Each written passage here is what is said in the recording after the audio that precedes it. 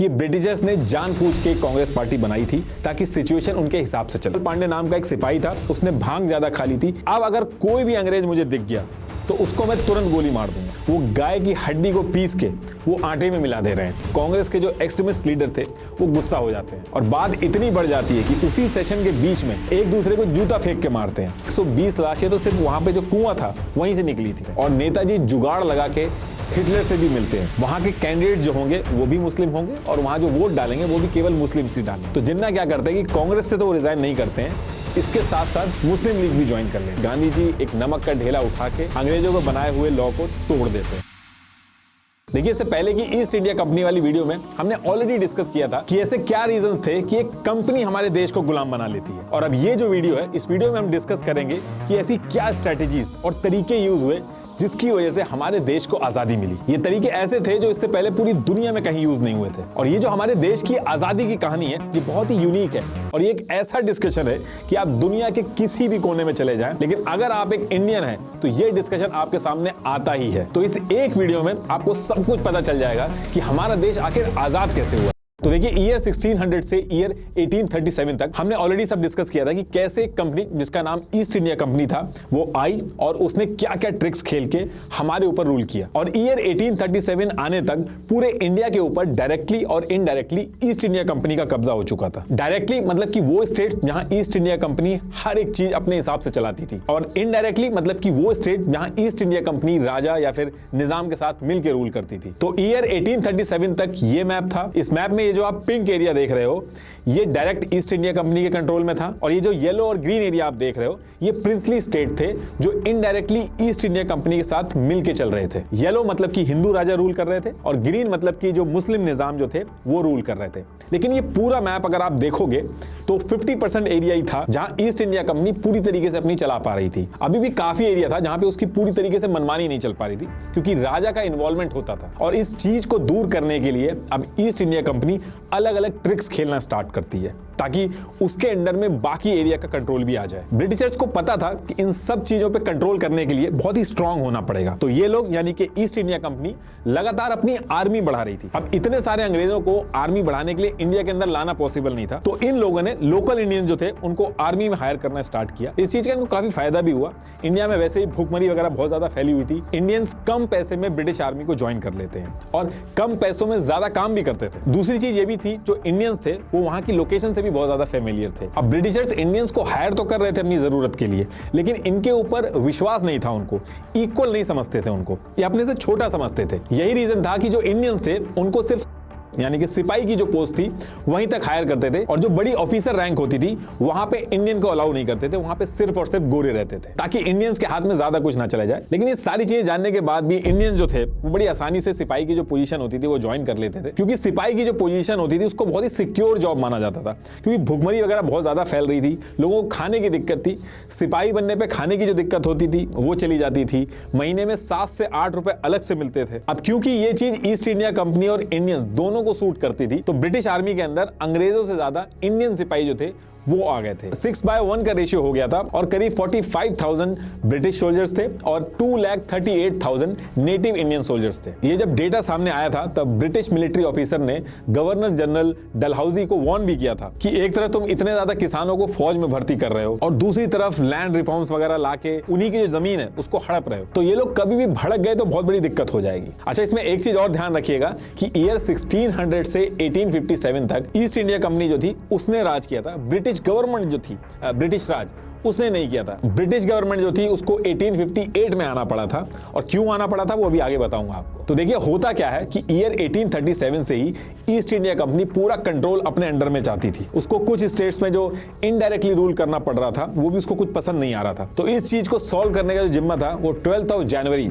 1848 को लॉर्ड डलहौजी को दिया गया था। और जैसे ही ये जिम्मा दिया जाता है, लॉर्ड डलहौजी अपने काम पे लग जाते हैं। सबसे पहले वो इनडायरेक्टली रूल्ड जो स्टेट्स थे उनके बारे में रिसर्च करवाते हैं। तो इनको पता चलता है कि इस टाइम पे कई ऐसे स्टेट्स हैं जहां के राजा का कोई लड़का नहीं है, और उस पर्टिकुलर टाइम पे ये हो रहा था कि अगर किसी राजा का लड़का नहीं होता था तो वो गोद ले लेता था, उसके बाद वो राजा बन जाता था। तो लॉर्ड डलहौजी जो थे वो इस चीज को एक अपॉर्चुनिटी की तरह देखते हैं और सेम ईयर 1848 को ये एक रूल लाते हैं डॉक्ट्रिन ऑफ लैप्स। इसका मतलब यह था कि अगर किसी राजा का खुद का बेटा नहीं है तो उसकी डेथ के बाद जो उसका पूरा स्टेट है, जो पूरा राजपाट है, वो ईस्ट इंडिया कंपनी के पास चला जाएगा।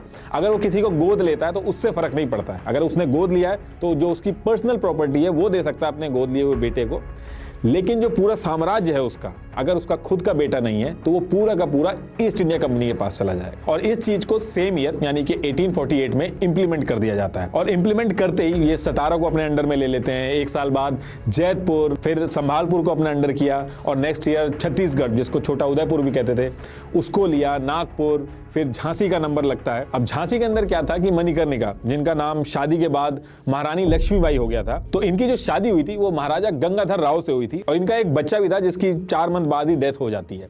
तो ये अपने जो भाई हैं उसके लड़के को गोद ले लेते हैं। और जब 1853 में महाराजा की डेथ हो जाती है तो लॉर्ड डलहौजी अपना डॉक्ट्रिन ऑफ लैप्स लगा के झांसी को अपने कंट्रोल में ले लेते हैं। और झांसी को अपने कंट्रोल में लेने के बाद रानी लक्ष्मीबाई को 60,000 रुपए की जो पेंशन थी वो हर साल देते रहते थे। तो इस पर्टिकुलर टाइम पे तो रानी लक्ष्मीबाई कुछ नहीं कहती हैं, लेकिन आगे वो दिक्कत करती हैं, अभी आएगा वो, मैं बताऊंगा आपको।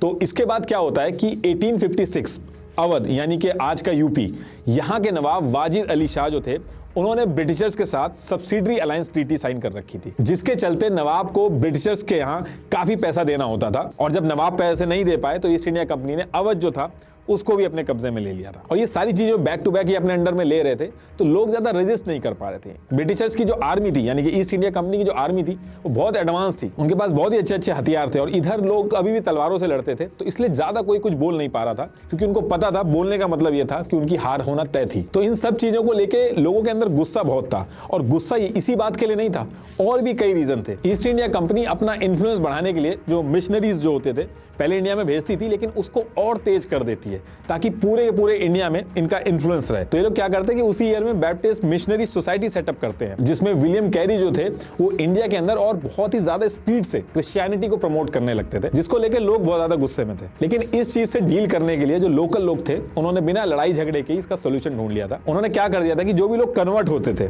उनको सोसाइटी से हटा देते थे, उनको प्रॉपर्टी से बेदखल कर देते थे। अब ये बात जब अंग्रेजों को पता चलती है तो 17 अप्रैल 1850 को रिलीजियस डिसेबिलिटीज एक्ट लेके आते हैं। इसमें यह था कि अगर कोई कन्वर्ट होगा तो वो अपने एंसेस्टर की प्रॉपर्टी का पूरा हकदार होगा। अब इसके खिलाफ भी लोगों ने आवाज उठाई, लेकिन कुछ होता नहीं है। और यहां भी ब्रिटिशर जो थे वो रुकते नहीं है। इसके 6 साल बाद यानी कि ईयर 1856 में हिंदू विडो रीमैरिज एक्ट 1856 लेके आए, और फिर सेम ईयर में जनरल सर्विस एनलिस्टमेंट एक्ट लेके आए। हिंदू विडो एक्ट में यह था कि जो विधवा थी, जिनकी शादी होना बैन थी, उसको अंग्रेज कहते हैं कि अब शादी कराई जा सकती है, और उनका जो प्रॉपर्टी पे हक है वो भी उनको दिया जाएगा। जनरल सर्विस एनलिस्टमेंट एक्ट में यह था कि सिपाहियों को दूसरे देश भी भेजा जा सकता है। अब ये दोनों चीजों से जो लोकल लोग थे उनको दिक्कत थी। पहली चीज ये थी कि जो इनकी रीति रिवाज है उसमें ये इंटरफेयर कर रहे हैं। दूसरी चीज इनके ट्रेडिशन में था कि जो भी समुद्र पार कर लेता है उसको ये लोग कहते थे कि वो अछूत हो जाता था। तो इस एक्ट से वो लोग भी गुस्सा हो गए थे, और सिपाही भी गुस्सा हो गए थे, क्योंकि जब ये दूसरी कंट्री में जाते थे और वापस आते थे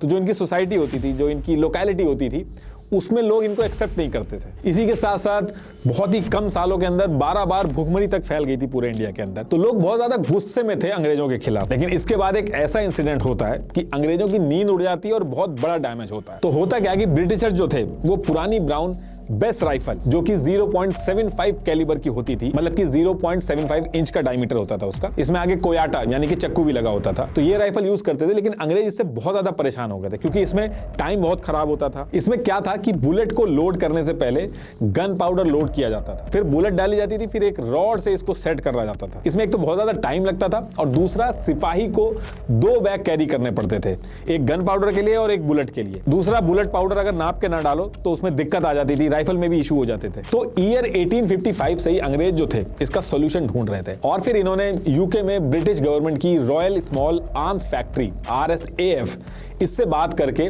नई पैटर्न की एक राइफल बनवाते हैं, जिसका नाम था एनफील्ड राइफल, जिसको P53 एनफील्ड भी बोला जाता था। और जनवरी 1857 आते आते इंडिया के अंदर भी इसकी डिलीवरी हो गई थी। अब ये जो नई राइफल थी, इसमें बुलेट का जो सिस्टम था वो थोड़ा डिफरेंट था। इसकी जो बुलेट थी वो एक कागज के सिलेंड्रिकल पैकेज में बनाई गई थी, जिसमें गन गन पाउडर और बुलेट एक रेशियो में पहले से सेट होके आते थे। इसको कार्ट्रिज बोलते थे। इस कार्ट्रिज की जो आउटर सरफेस थी वो एक रैपिंग पेपर की थी, इसलिए इसके फटने का डर बहुत ज्यादा था। तो इस रैपिंग पेपर के आउटर पोर्शन पे एनिमल फैट से ग्रीस किया जाता था ताकि ये फटे ना और मॉइस्चर और बारिश वगैरह हो तो उसमें खराब ना हो। अब होता क्या है कि सेम मंथ में यानी कि जनवरी 1857 में एक एरिया है दमदम, नॉर्थ कैलकाटा से करीब 8 किलोमीटर की दूरी पे है। वहां पे एक ब्राह्मण सिपाही जो था वो लोटे में पानी लेके जा रहा था और उस पर्टिकुलर टाइम पे जो कास्टिज्म था वो बहुत ज्यादा था सोसाइटी के अंदर। तो रास्ते में जब ये ब्राह्मण सिपाही जा रहा था तो इनको रास्ते में खलासी मिलता है और वो रास्ते में इनसे पानी मांग लेता है। और उस टाइम पे ये मानते थे कि ये छोटी कास्ट का है, अगर पानी दे दिया तो वापस पूरा लोटा धोना पड़ेगा। तो जो ब्राह्मण था वो कहता है कि मैं तुम्हें पानी नहीं दे सकता, क्योंकि अगर मैं पानी दूंगा तो फिर मुझे धोना पड़ेगा लोटा और धोने के लिए मुझे बहुत दूर जाना पड़ेगा, तो इसलिए वो मना कर देता है। तो इस चीज पे खलासी थोड़ा सा गुस्सा होता है और कहता है कि जितने भी नखरे हैं आपके वो हमारे सामने ही निकलते हैं। उधर जब ब्रिटिशर्स के साथ आप जब काम करने जाते हो तो वहां पे आप बड़ी आसानी से अपना धर्म जो है उसको भ्रष्ट कर लेते हो। वहां पे जाके गाय और सुअर की जो चर्बी वाली गोलियां होती हैं उसको मुंह में बड़े आराम से डाल के आप चलाते हो, तब आपका धर्म कहां चला जाता है। अब ब्राह्मण जो था ये लाइनें सुन के बहुत टेंशन में आ जाता है। ये जो कार्ट्रिज थी, कार्ट्रिज मतलब गोली को ही मैं कार्ट्रिज बोल रहा हूं, तो ये जो कार्ट्रिज थी ये दमदम जो जगह थी वहां पे इसकी मैन्युफैक्चरिंग हो रही थी और खलासी भी इसी एरिया से था। तो उसका शक जो था वो और ज्यादा यकीन में बदल गया कि शायद खलासी जो है वो सही कह रहा है। अब ये सारी चीजें सुन के जो ब्राह्मण सिपाही था वो अपनी बटालियन के पास पहुंचता है और अपने सैनिकों के ग्रुप में बताता है कि ये जो मुंह से काट काट के आप गोली चला रहे हो ये गाय और सुअर की चर्बी से बनी है। अब ये लाइन सुन के हिंदू और मुस्लिम जो दोनों थे वो बहुत ज्यादा परेशानी में आ जाते हैं, क्योंकि ये चीज ऐसी थी कि जो इनकी धर्म की मान्यताएं थी वो तो खराब होती होती, उसके साथ साथ जो सोसाइटी है, जो लोकेलिटी जहां ये रहते हैं वहां से भी इनको निकाल दिया जाएगा। इसलिए ये लोग डिसाइड करते हैं कि ये चीज हम कर नहीं सकते और इसके लिए कुछ ना कुछ तो करना पड़ेगा। तो इनकी जो रेजिमेंट थी वो 34th बंगाल नेटिव इन्फेंट्री, ये कैलकाटा से करीब 24 किलोमीटर की दूरी पे बराकपुर के कैंटोनमेंट में थी। अब इसके बाद ये लोग अपने ऑफिसर्स के पास जाके बहुत ज्यादा हल्ला करते हैं। उस टाइम के इनके कमांडिंग जनरल जो थे हेयर से, वो ऊपर लेटर भेज देते हैं कि यहाँ पे सिचुएशन थोड़ी खराब हो रही है। तो उसके बाद जितने भी अंग्रेज ऑफिसर थे ये मीटिंग करके ये डिसाइड करते हैं कि जितने भी सिपाही हैं ये गुस्से में हैं, तो इनका अगर गुस्सा शांत करना है तो इसमें एक चीज की जा सकती है कि इनको कार्ट्रिज जो है वो इनको डायरेक्ट दे देते हैं, ये खुद ग्रीस लगाएंगे तो इनको शक नहीं होगा और चीजें आराम से हैंडल हो जाएंगी। और फिर 27 जनवरी 1857 को इस चीज को पूरी रेजिमेंट के अंदर लागू कर दिया जाता है। लेकिन सिपाहियों को इसमें भी डाउट था कि जरूर कुछ ना कुछ इसमें साजिश है गोरों की। इसके बाद इन लोगों को ट्रेनिंग भी दी जाती है कि कैसे ग्रीस लगानी है और किस तरीके से यूज करना है। लेकिन उसके बाद भी ये जो सिपाही थे ये मानते नहीं है। वो कहते हैं कि ये जो कार्ट्रिज के ऊपर कागज लगा हुआ है ये भी अलग तरीके से शाइन कर रहा है, और कुछ लोगों ने उसको जला के भी देखा और ये कहा कि इसमें स्मेल आ रही है। तो उनका शक था कि अभी भी इसमें ये जो कागज है इसमें भी ये चर्बी मिला के दे रहे हैं। और जब ये सारी चीजें होने लगी तो ब्रिटिशर्स ने कहा कि एक काम आप ये कर सकते हैं कि इसको आप हाथ से तोड़ लीजिए, मुंह से मत तोड़िए। तो उसके बाद भी लोग कहते हैं कि हमारी आदत नहीं है तो हम इसको छू नहीं सकते। एक्चुअली जो सिपाही थे उनको अंग्रेजों के ऊपर बिल्कुल भी विश्वास नहीं था। उनको ऐसा लग रहा था कि ऑलरेडी हम लोगों को कन्वर्ट करने के पीछे लगे हुए इतने सालों से, और अगर हम इनकी बात मान भी ले तो भी हमें समाज से निकाल दिया जाएगा। इसलिए वो डिसाइड करते हैं कि इसके खिलाफ हम लोग आवाज उठाएंगे ही। अब इसके बाद डेट आती है 29 मार्च 1857 और लेफ्टिनेंट बॉग जो थे वो 34th बंगाल नेटिव इन्फेंट्री जो थी उसकी तरफ काम से जा रहे थे। लेकिन वहां पे क्या होता है कि सेम जो इन्फेंट्री थी उसमें एक अकेला सिपाही जिसका नाम मंगल पांडे था वो लेफ्ट राइट मार्च कर रहा था और अपने साथियों से कह रहा था कि आगे आओ, ये तुम्हारे धर्म की बात है और अभी नहीं अगर जगोगे तो कभी नहीं जगोगे। तो उस टाइम पे कोई भी इनके साथ आता नहीं है। तो उसके बाद मंगल पांडे कहते हैं कि अब अगर कोई भी अंग्रेज मुझे दिख गया तो उसको मैं तुरंत गोली मार दूंगा। और उसी टाइम पे लेफ्टिनेंट बॉग जो थे वो इसी तरफ आ रहे थे। मंगल पांडे की नजर जैसी लेफ्टिनेंट बॉग पे पड़ती है वो तुरंत गोली चला देते हैं। गोली जाके उनके घोड़े को लग जाती है और लेफ्टिनेंट बॉग जो थे वो नीचे गिर जाते हैं। गिरने के बाद लेफ्टिनेंट बॉग भी मंगल पांडे के ऊपर गोली चला देते हैं और फिर मंगल पांडे तलवार निकालते हैं और गले और हाथ दोनों पे तलवार चला देते हैं। फिर उसके बाद और भी ऑफिसर्स आसपास आ जाते हैं। वो बाकी जो बटालियन थी, जो इंडियन सिपाही थे, उनको कहते हैं कि जाके मंगल पांडे को पकड़ो, लेकिन कोई आगे नहीं बढ़ता है। उसके बाद वो धमकी देते हैं कि अगर कोई आगे नहीं बढ़ा और जाके मंगल पांडे को नहीं पकड़ा तो वो उस पर गोली चला देंगे। उसी टाइम पे मंगल पांडे को जैसे ही लगता है कि वो पकड़े जाने वाले हैं वो अपने ऊपर भी गोली चलाने की कोशिश करते हैं, लेकिन वो जो गोली थी वो मिस हो जाती है और फिर सिपाही जो थे वो मंगल पांडे को पकड़ लेते हैं। पहले उनको हॉस्पिटल ले जाया जाता है और फिर उसके बाद उनको जेल ले जाया जाता है। और फिर आगे चल के 8 अप्रैल 1857 को मंगल पांडे को फांसी की सजा सुना दी जाती है। मंगल पांडे इंडिया के पहले शहीद थे जिन्होंने अंग्रेजों पे अकेले अटैक कर दिया था। लेकिन ब्रिटिशर इसको अटैक नहीं मानते। वो कहते हैं कि मंगल पांडे नाम का एक सिपाही था, उसने भांग ज्यादा खा ली थी इसलिए ऐसा किया। और क्योंकि जो इंडियन सिपाही थे उन्होंने जो अंग्रेज थे उनके ऑर्डर नहीं माने थे मंगल पांडे को पकड़ने के लिए, तो ये जो सिपाही थे पूरी बटालियन जो थी इसके ऊपर भी केस चलता है। पूरी की पूरी 34th बंगाल नेटिव इन्फेंट्री जो थी उसको ही हटा दिया जाता है। देखिए, मंगल पांडे की तरह और भी बहुत सारे फ्रीडम फाइटर्स ने इंडिया की फ्रीडम के लिए अपनी लाइफ सेक्रीफाइस की। जैसे सुभाष चंद्र बोस की आईएनए का कंट्रीब्यूशन इस स्ट्रगल में काफी बड़ा रहा है। मैं आपको कुकू एफएम पे अवेलेबल एक बहुत ही अच्छी ऑडियो बुक सजेस्ट करना चाहूंगा, जिसको सुन के आप सुभाष चंद्र बोस जी के बारे में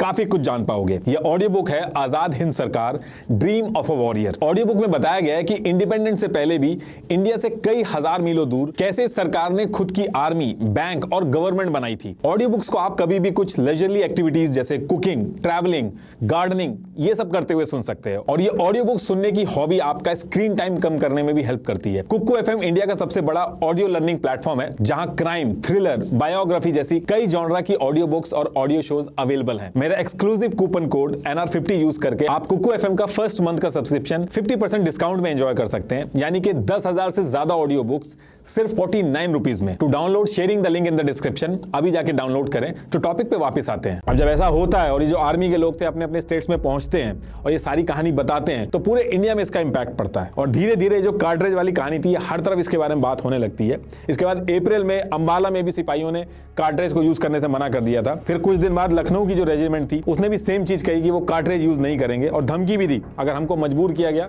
तो जो भी ऑफिसर्स हैं उनको हम मार देंगे। और जब लखनऊ की रेजिमेंट ने ऐसी धमकी दी तो अवध का चीफ कमिश्नर हेनरी लॉरेंस जो था उसने पूरी की पूरी फोर्स बुला ली थी, और कुछ लोग भाग गए थे और कुछ लोगों ने हथियार डाल दिए थे। तो जैसे तैसे लखनऊ की जो सिचुएशन थी वो कंट्रोल में आई थी, लेकिन सिचुएशन डे बाय डे खराब होने लगी थी। और इसी बीच में एक अफवाह फैला दी जाती है कि अंग्रेज जो हैं वो गाय की हड्डी को पीस के वो आटे में मिला दे रहे हैं और कुएं में डाल दे रहे हैं। तो फिर लोगों को जो फ्री का आटा मिलता था अंग्रेजों की तरफ से, वो भी उन्होंने यूज करना छोड़ दिया था। अब इसके कुछ दिन बाद 24 अप्रैल 1857 को मेरठ में ब्रिटिश ऑफिसर जॉर्ज करमाइकल अपनी 90 सिपाहियों की बंगाल लाइट रेजिमेंट जो थी, उनको ये जो नए कार्ट्रिज आए थे उनको ड्रिल करवा रहे थे। लेकिन 90 में से 85 सिपाही जो थे उन्होंने इसको यूज करने से मना कर दिया, क्योंकि उन तक भी खबर पहुंच चुकी थी। अभी जो सिचुएशन थी इसको देख के ब्रिटिशर्स बहुत ज्यादा गुस्सा हो रहे थे।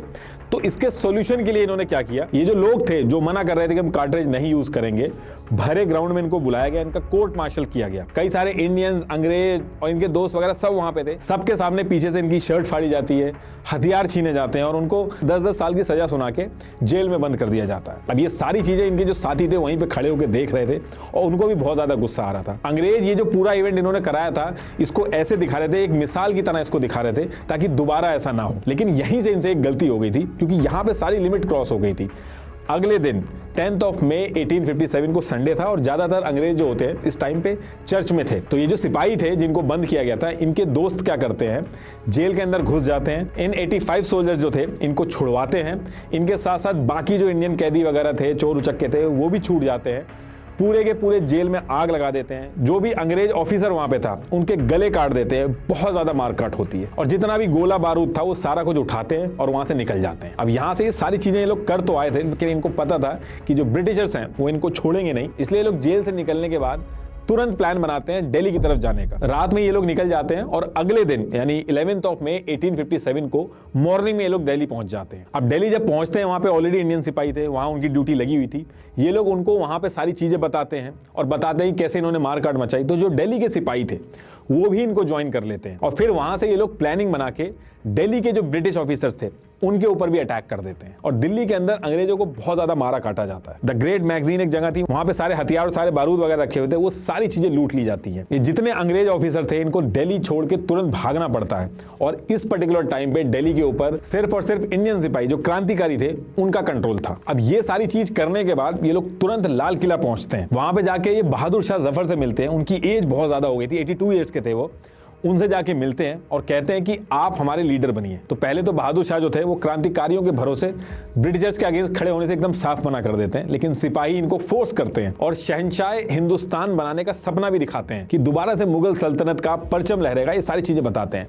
तो ये सब सुन के बहादुर शाह जफर जो थे वो हाँ कर देते हैं। जैसे ही हाँ होती है, बहादुर शाह इंडिया के बाकी जो रूलर थे उनको लेटर लिखते हैं। उस लेटर में बेसिकली यही लिखते हैं कि ब्रिटिशर्स के खिलाफ लड़ने का टाइम आ गया है और सबको एकजुट होना पड़ेगा। और यही कुछ रीजन है जिसकी वजह से सिपाही जो थे वो बहादुर शाह को बहुत ज्यादा फोर्स कर रहे थे अपना लीडर बनाने के लिए। एक तो जितने भी बाकी स्टेट्स के राजा थे उनको यूनाइट कर देते, दूसरा बहादुर शाह के लीडर बनने के बाद ये पूरी जो लड़ाई थी इसका नेचर चेंज हो जाता है। इसको छोटा मोटा रिवॉल्ट कहा जा रहा था पहले, और जैसे ही लीडर बनते हैं ये लड़ाई जो थी एक वॉर में बदल जाती है ब्रिटिशर्स के अगेंस्ट। और यही सारे रीजंस थे कि जितने भी सिपाही थे वो बहादुर शाह के पीछे पड़े हुए थे। वरना बहादुर शाह जो ऑर्डर वगैरह देते थे वो ये लेते नहीं थे, उनको बस नाम का लीडर बना दिया था।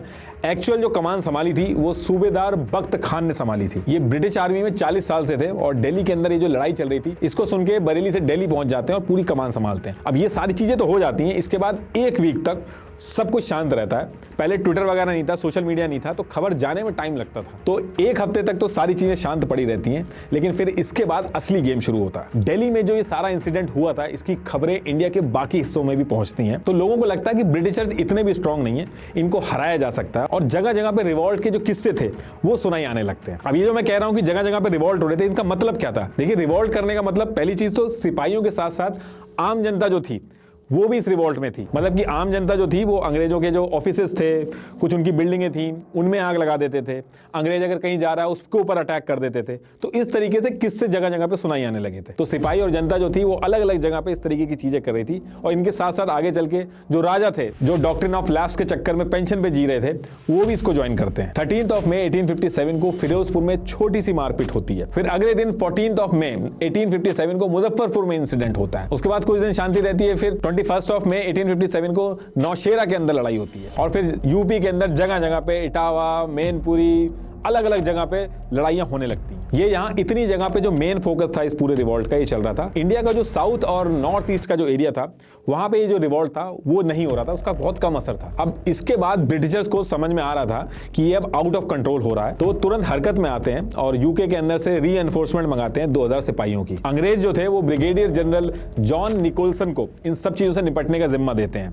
सबसे पहले ये यूपी को टारगेट करते हैं और उसके बाद इनको जिम्मा दिया जाता है कि दिल्ली के अंदर ये सब चीजों की जड़ बैठी हुई है, दिल्ली के अंदर जाओ और इस चीजों को खत्म करो। ब्रिगेडियर जनरल जॉन निकोलसन जो थे वो फौज लेकर दिल्ली की तरफ बढ़ते हैं। तो 25 अगस्त 1857 को रास्ते में नजफगढ़ पड़ता है। यहाँ क्रांतिकारियों की अंग्रेजों से काफी देर तक लड़ाई होती है और अंग्रेज इसमें जीत भी जाते हैं। इसके बाद ये लोग कश्मीरी गेट पे पहुंचते हैं। यहाँ पे जो ब्रिगेडियर जनरल थे जॉन निकोलसन, उनको गोली मार दी जाती है। फिर उनके जो जूनियर थे विलियम हॉटसन, वो मोर्चा संभालते हैं। दिल्ली में पहुंचने के बाद ब्रिटिशर जो थे वो बहादुर शाह के दोनों बेटे और एक पोते को मार देते हैं और 21 सितंबर 1857 को दोबारा से दिल्ली के ऊपर कब्जा कर लेते हैं। और बहादुर शाह जफर जो थे उनको लाइफ टाइम सजा सुना दी जाती है। उनकी जो वाइफ थी जीनत महल, उनके साथ उनको रंगून की जेल में भेज दिया जाता है। जब इधर ये सारी चीजें हो रही थी तो सेम टाइम पे झांसी जो था वहां पे अंग्रेजों का कंट्रोल था और रानी लक्ष्मीबाई जो थी उनको पेंशन दी जा रही थी, उनका कंट्रोल नहीं था। तो इसी टाइम पे कुछ इंडियन क्रांतिकारी क्या करते हैं, झांसी का जो किला था उस पर कब्जा कर लेते हैं और खजाने पे कंट्रोल ले लेते हैं। काफी नेगोशिएशन के बाद क्रांतिकारी जो थे वो अंग्रेजों से कहते हैं कि हथियार आप लोग डाल दो, रिटेलिएट मत करो, हम आपको और आपकी फैमिली जो है उसको मारेंगे नहीं बल्कि छोड़ देंगे। लेकिन जैसे ही अंग्रेज हथियार डालते हैं, क्रांतिकारी अपना प्रॉमिस तोड़ देते हैं और करीब 40 से 60 अंग्रेज जो थे उनको और उनकी फैमिली को मार डालते हैं। अब इसके बाद जून 1857 को ये जो क्रांतिकारी थे जिन्होंने किले और खजाने पे कब्जा किया था, ये सब लेके वहां से भाग जाते हैं। तो बेसिकली उस पर्टिकुलर टाइम पे झांसी को कोई भी रूल नहीं कर रहा था। तो 2 जुलाई 1857 को रानी लक्ष्मीबाई मेजर अर्स्काइन से कहती हैं कि यहाँ कोई भी नहीं है तो झांसी मैं संभाल लेती हूँ। और ब्रिटिशर जो थे वो मान जाते हैं। लेकिन झांसी की रानी जो थी वो इस मौके पे क्या करती हैं, किले वगैरह पे पूरी तरीके से कंट्रोल ले लेती हैं और अपने लोगों को तैनात कर देती हैं। और जब 23 मार्च 1858 को ब्रिटिशर्स पहुंचते हैं तो रानी लक्ष्मीबाई उन पे अटैक कर देती हैं उल्टा। तात्या तोपे, जिनको बचपन से रानी लक्ष्मीबाई जानती थी, उन्होंने भी रानी लक्ष्मीबाई के सपोर्ट में आर्मी भेजी। लेकिन क्योंकि ब्रिटिशर्स के पास काफी एडवांस हथियार थे तो उनका मुकाबला करना मुश्किल था और आधी रात में ही ब्रिटिशर्स किले के अंदर घुस जाते हैं। और आधी रात को झांसी की रानी को वहां से अपने बेटे दामोदर और घोड़े बादल को लेके भागना पड़ता है। कुछ सिपाही भी थे जो रानी लक्ष्मीबाई के साथ निकलते हैं, ये नाम थे उनके। और ये वो जगह है जहां से रानी लक्ष्मीबाई ने घोड़े पे सवार होकर छलांग लगाई थी। अब यहां से निकल के मई 1858 को लक्ष्मीबाई कालपी पहुंचती हैं। लेकिन यहां भी ब्रिटिशर्स 22 मई 1858 को अटैक कर देते हैं, लक्ष्मीबाई को हरा देते हैं। तो यहां से भी रानी लक्ष्मीबाई तात्या तोपे, द नवाब ऑफ बांदा और राव साहब के साथ ग्वालियर चली जाती हैं। लेकिन 17 जून 1858 को वहां भी ब्रिटिशर्स अटैक कर देते हैं, जिसमें 5000 से ज्यादा क्रांतिकारियों की जान चली जाती है और रानी लक्ष्मीबाई भी शहीद हो जाती हैं। रानी लक्ष्मीबाई इस तरीके से लड़ी थी ब्रिटिशर्स के साथ कि कई ऐसे ब्रिटिशर्स खुद तारीफ करते थे उनकी। अब यहां से धीरे धीरे करके ब्रिटिशर्स फैजाबाद, बरेली, बागपत,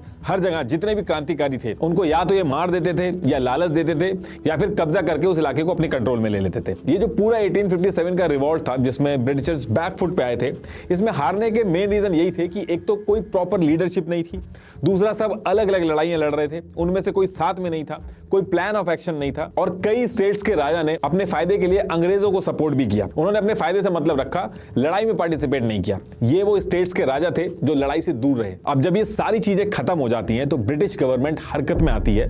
ये जो ईस्ट इंडिया कंपनी, जिसको यूके में बैठ के कई सारे शेयर होल्डर्स जो थे, जिनको कोर्ट ऑफ डायरेक्टर बोला जाता था, वो कंट्रोल करते थे, सारा का सारा जो जिम्मा था या फिर जो सारा ब्लेम गेम था, British government east India company के ऊपर डाल देती है और खुद कंट्रोल ले लेती है इंडिया के ऊपर। 2 अगस्त 1858 को ब्रिटिश गवर्नमेंट यूके की पार्लियामेंट के अंदर government of India act of 1858 लेके आती है और इस दिन से ईस्ट इंडिया कंपनी इंडिया से बाहर चली जाती है। अब ब्रिटिश गवर्नमेंट इंडिया को कंट्रोल करती है, जिसको ब्रिटिश राज भी बोला जाता है। अभी जो अंग्रेज थे, इन्होंने ये रिवॉल्ट जो था वो रोक तो दिया था, लेकिन इस रिवॉल्ट ने ब्रिटिशर्स को हिला के रख दिया था। तो दोबारा से ऐसा ना हो और इंडियंस का जो गुस्सा है उनको खुश करने के लिए कई सारे लीगल, एडमिनिस्ट्रेटिव और कॉन्स्टिट्यूशन वगैरह में कई सारे पॉजिटिव चेंजेस लाए गए और ऐसे रूल जो ब्रिटिशर्स को फेवर करते थे उनको हल्का किया गया। जैसे कि ये डॉक्ट्रिन ऑफ लैप्स वगैरह था, इस सबको खत्म कर दिया जाता है। लैंड वगैरह जो थे उसमें भी पॉजिटिव रिफॉर्म्स किए जाते हैं। लेकिन इसके बाद भी जो इंडियंस थे उनको यकीन नहीं था, उनका भरोसा उठ चुका था ब्रिटिश गवर्नमेंट से। तो government of India act of 1858 के तहत ये जो रूल्स वगैरह लाए थे ब्रिटिशर्स,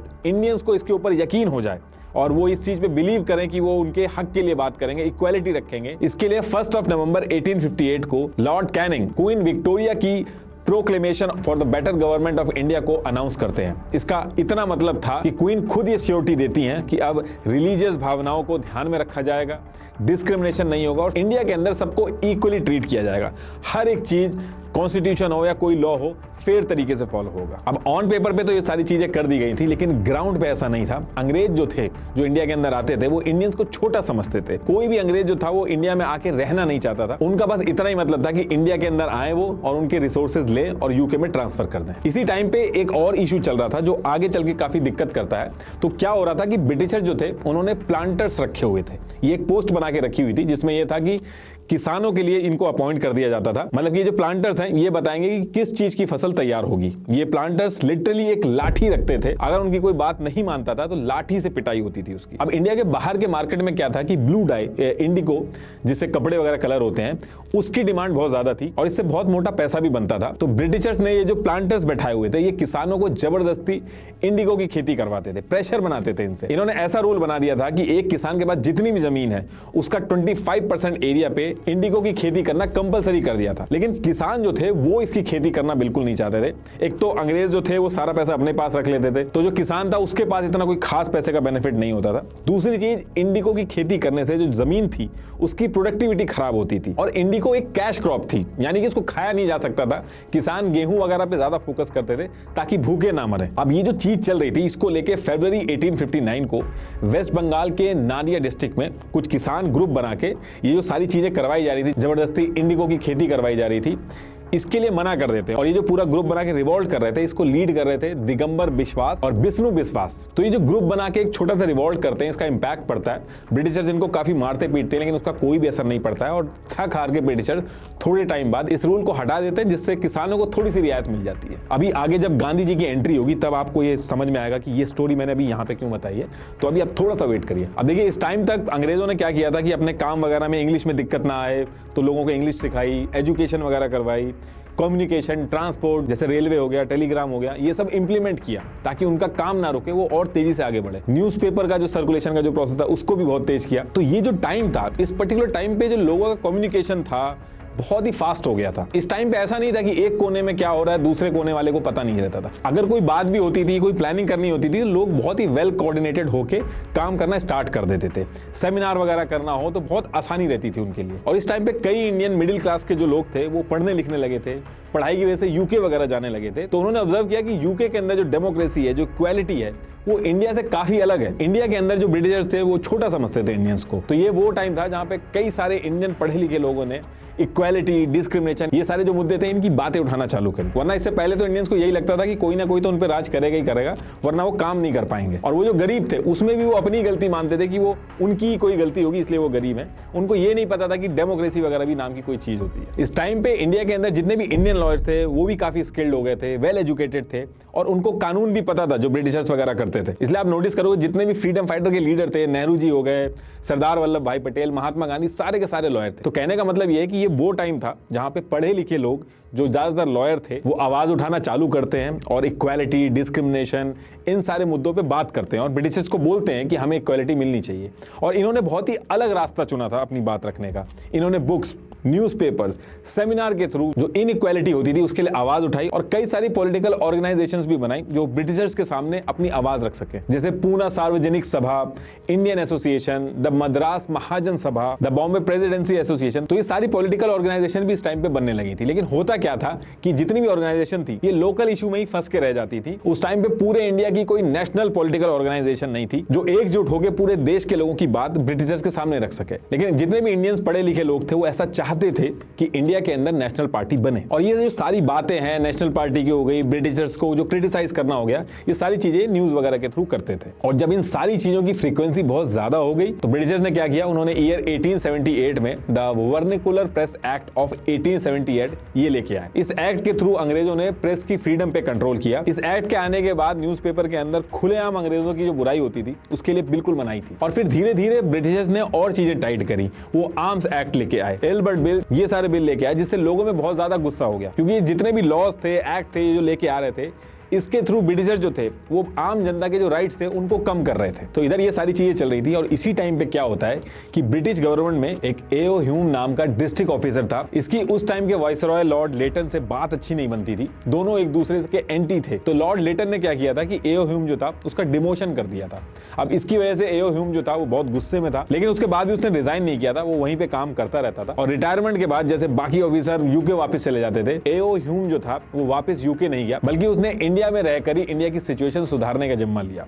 इसने क्या किया कि ईयर 1883 में कैलकाटा यूनिवर्सिटी के ग्रेजुएट को एक ओपन लेटर भेजा, जिसमें इसने इंडिया के सभी बड़े लोगों को इनवाइट किया इंडिया के अंदर एक नेशनल लेवल की पॉलिटिकल पार्टी बनाने के लिए, ताकि ब्रिटिशर्स के सामने इंडियंस अपनी बात रख सके। अब इंडियन जो थे उनको ये बात बहुत ज्यादा पसंद आती है और दिसंबर 1884 को एओ ह्यूम जो थे वो इंडिया के अलग अलग एरिया से टोटल 17 पॉलिटिकल लीडर जो थे उनके साथ एक मीटिंग सेटअप करवाते हैं। और ये लोग डिसाइड करते हैं कि 28 दिसंबर 1885 को पुणे के अंदर और लोगों को जोड़ के एक कॉन्फ्रेंस करेंगे और वहां पे तभी के तभी नेशनल पार्टी बना देंगे और हाथों हाथ उसका जो नाम होगा वो भी अनाउंस कर देंगे। लेकिन पुणे के अंदर उस टाइम पे महामारी चल रही थी, तो लोकेशन को चेंज करके मुंबई के गोकुल दास तेजपाल संस्कृत कॉलेज में ये कॉन्फ्रेंस कर दी जाती है। इस मीटिंग में ऑल ओवर इंडिया से 72 इंटेलेक्चुअल और एजुकेटेड लोग आते हैं, जिसमें 69 इंडियंस थे और एओ ह्यूम के साथ 2 और ब्रिटिशर्स आते हैं। तो कहने का मतलब यह है कि इस दिन 28 दिसंबर 1885 को इंडियन नेशनल कांग्रेस पार्टी बन के अनाउंस कर दी जाती है। इसमें ये लोग कहते हैं कि ये जो कांग्रेस पार्टी है ये पीपीपी मॉडल यानी कि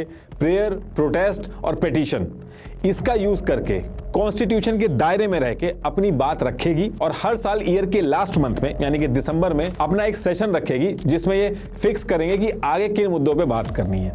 और ये सेशन ऑल ओवर इंडिया में होगा, ऐसा नहीं कि सिर्फ एक ही जगह पे होगा, कभी ईस्ट इंडिया में होगा, कभी नॉर्थ इंडिया में होगा, अलग अलग जगह पे होगा। और जिस जगह पे ये सेशन होगा उसी जगह के नाम से उस सेशन का नाम पड़ जाएगा। मान लो सूरत में हो रहा है तो सूरत सेशन उसका नाम पड़ जाएगा। तो ऐसे कर करके इंडिया के अंदर हर साल सेशन होने लगे। इनफैक्ट आज की डेट में भी कांग्रेस पार्टी जो एनुअल सेशन रखती है वो दिसंबर में ही रखती है। और ये जो मीटिंग हुई थी इसमें एक चीज और डिसाइड हुई थी कि ये लोग हर सेशन में एक प्रेसिडेंट बनाएंगे। ऐसा नहीं होगा कि एक प्रेसिडेंट होगा और हमेशा के लिए प्रेसिडेंट रहेगा, हर साल एक प्रेसिडेंट बनेगा और वो कौन बनेगा ये वोट से डिसाइड होगा, फिर अगले साल नया प्रेसिडेंट बनेगा। तो जब ये पार्टी बनी थी शुरू में जितने भी कांग्रेस के लीडर थे इनको मॉडरेट लीडर्स कहा गया, क्योंकि इनका मानना था कि ब्रिटिशर्स खराब लोग नहीं थे, बट एथनिसिटी का फर्क है, इसलिए इंडियंस की जो प्रॉब्लम है वो इनको समझ में नहीं आ रही है, इस वजह से गैप आ रहा है। एक बार अगर हम सही से इनको ये सारी चीजें समझाएंगे तो इनको ये समझ में आएंगी और जो हमारी प्रॉब्लम है वो सॉल्व हो जाएगी। लेकिन कांग्रेस के जो ये मॉडरेट लीडर्स थे इनका ये जो भ्रम था ये आगे जाके टूटता है, अभी आगे बताऊंगा मैं आपको। लेकिन इसमें एक और थ्योरी कही जाती है, जो मैंने अभी आपको चीज बताई, इसमें एक और थ्योरी है जिसमें यह कहा जाता है कि एओ ह्यूम जो थे इनको गलत हीरो बनाया जा रहा है और ये सारी चीज जो करी गई ये अंग्रेजों की साजिश थी। लॉर्ड डफरिन ने एओ ह्यूम के साथ मिलकर कांग्रेस पार्टी बनवाई थी और वो इसलिए बनवाई थी क्योंकि अंग्रेजों को पता था कि इंडियंस अगर एकजुट हो गए, इनमें इतनी कैपेबिलिटी है कि अंग्रेजों को इंडिया से बाहर कर सकते हैं। इसलिए ब्रिटिशर्स चाहते थे कि इससे पहले कि इंडिया खुद अपने हिसाब से कोई पॉलिटिकल बना के हमारे लिए दिक्कत क्रिएट करे, हम खुद ही अपने लोगों के साथ मिलवा के एक पार्टी बनवा देते हैं। और इसका फायदा ये होगा अंग्रेजों को कि अंग्रेजों को हर एक चीज पता चलती रहेगी, इंडिया के मन में क्या चल रहा है ये सारे आइडिया लगते रहेंगे। कोई भी पॉलिटिकल मूवमेंट स्टार्ट करने वाले होंगे तो वो पता चल जाएगा। मान लो कोई पॉलिटिकल मूवमेंट है वो आउट ऑफ कंट्रोल हो गई तो उसको बीच में ही कोई छोटा मोटा लॉलीपॉप देके उसको शांत करा दिया जाएगा। और इस थ्योरी में ये भी कहा गया कि ब्रिटिशर चाहते तो ये जो नेशनल पार्टी बन रही थी इसको 2 मिनट में रुकवा सकते थे, लेकिन उन्होंने ऐसा नहीं किया। लाला लाजपत राय ने आगे चल के ईयर 1916 में अपनी बुक में लिखा था कि ये जो कांग्रेस पार्टी बनाई गई थी ये एक सेफ्टी वॉल्व थी। एक्चुअली कुकर में जब प्रेशर ज्यादा हो जाता है तो सीटी बजती है, तो उसके साइड में एक सेफ्टी वॉल्व होती है कि अगर सीटी ब्लॉक हो जाए तो उस सेफ्टी वॉल्व से प्रेशर रिलीज हो जाए। तो इसीलिए एओ ह्यूम ने ब्रिटिशर्स के साथ मिलकर कांग्रेस पार्टी को बनाया था कि अगर इंडियंस का प्रेशर बहुत ज्यादा हो जाए तो ये जो कांग्रेस पार्टी बनाई गई थी ये एक सेफ्टी वॉल की तरह काम करेगी। विलियम वेडनबर्न जो एओ ह्यूम के साथ कांग्रेस के फाउंडिंग मेंबर थे और 2 बार 1889 और 1910 में कांग्रेस के प्रेसिडेंट भी बनते, तो इन्होंने ईयर 1913 में एक बुक लिखी थी जिसमें इन्होंने ये कहा था कि ब्रिटिशर्स ने जानबूझ के कांग्रेस पार्टी बनाई थी ताकि सिचुएशन उनके हिसाब से चले। अभी जो टाइम चल रहा था 1888 के आसपास का, इस टाइम पे गांधी जी जो थे वो 19 साल के थे और 4 सितंबर 1888 को गांधी जी इन सारी चीजों से दूर लंदन चले जाते हैं लॉ की पढ़ाई करने, और इसके बाद 12 जनवरी 1891 को वो वापस आते हैं एज अ लॉयर बनके। वो मुंबई में जाते हैं, वहां पे लॉ प्रैक्टिस करते हैं और पिटीशन वगैरह फाइल वगैरह करते हैं, लेकिन उस टाइम पे इनको ज्यादा सक्सेस नहीं मिलती है। लेकिन ईयर 1893 में एक गुजराती बिजनेसमैन था जो कि साउथ अफ्रीका में बिजनेस करता था, तो वो गांधी जी को बुला लेता है कि आप आके हमारी जो लीगल टीम है उसको ज्वाइन कर लो। तो अप्रैल 1893 को गांधी जी समुद्र के रास्ते से साउथ अफ्रीका चले जाते हैं। वहां पे भी गोरे काले को लेके बहुत डिस्क्रिमिनेशन हो रहा था, तो गांधी जी वहां पे भी जाके अपनी आवाज उठाते हैं, जिसका एक्सपीरियंस इंडिया में आगे चल के काम आता है। अभी आगे बताऊंगा मैं आपको। ये जो कांग्रेस पार्टी बनी थी इसमें गोपाल कृष्ण गोखले थे जो कि मॉडरेट लीडर थे कांग्रेस के। गांधी जी इनको अपना गुरु मानते थे और इन्हीं के हिसाब से चलते थे। अब यहां से गांधी जी तो साउथ अफ्रीका चले गए थे, लेकिन इंडिया के अंदर कांग्रेस पार्टी के जो मॉडरेट लीडर थे ये टाइम टू टाइम अपनी बात रखना चालू करते हैं, लेकिन कुछ भी होता नहीं है।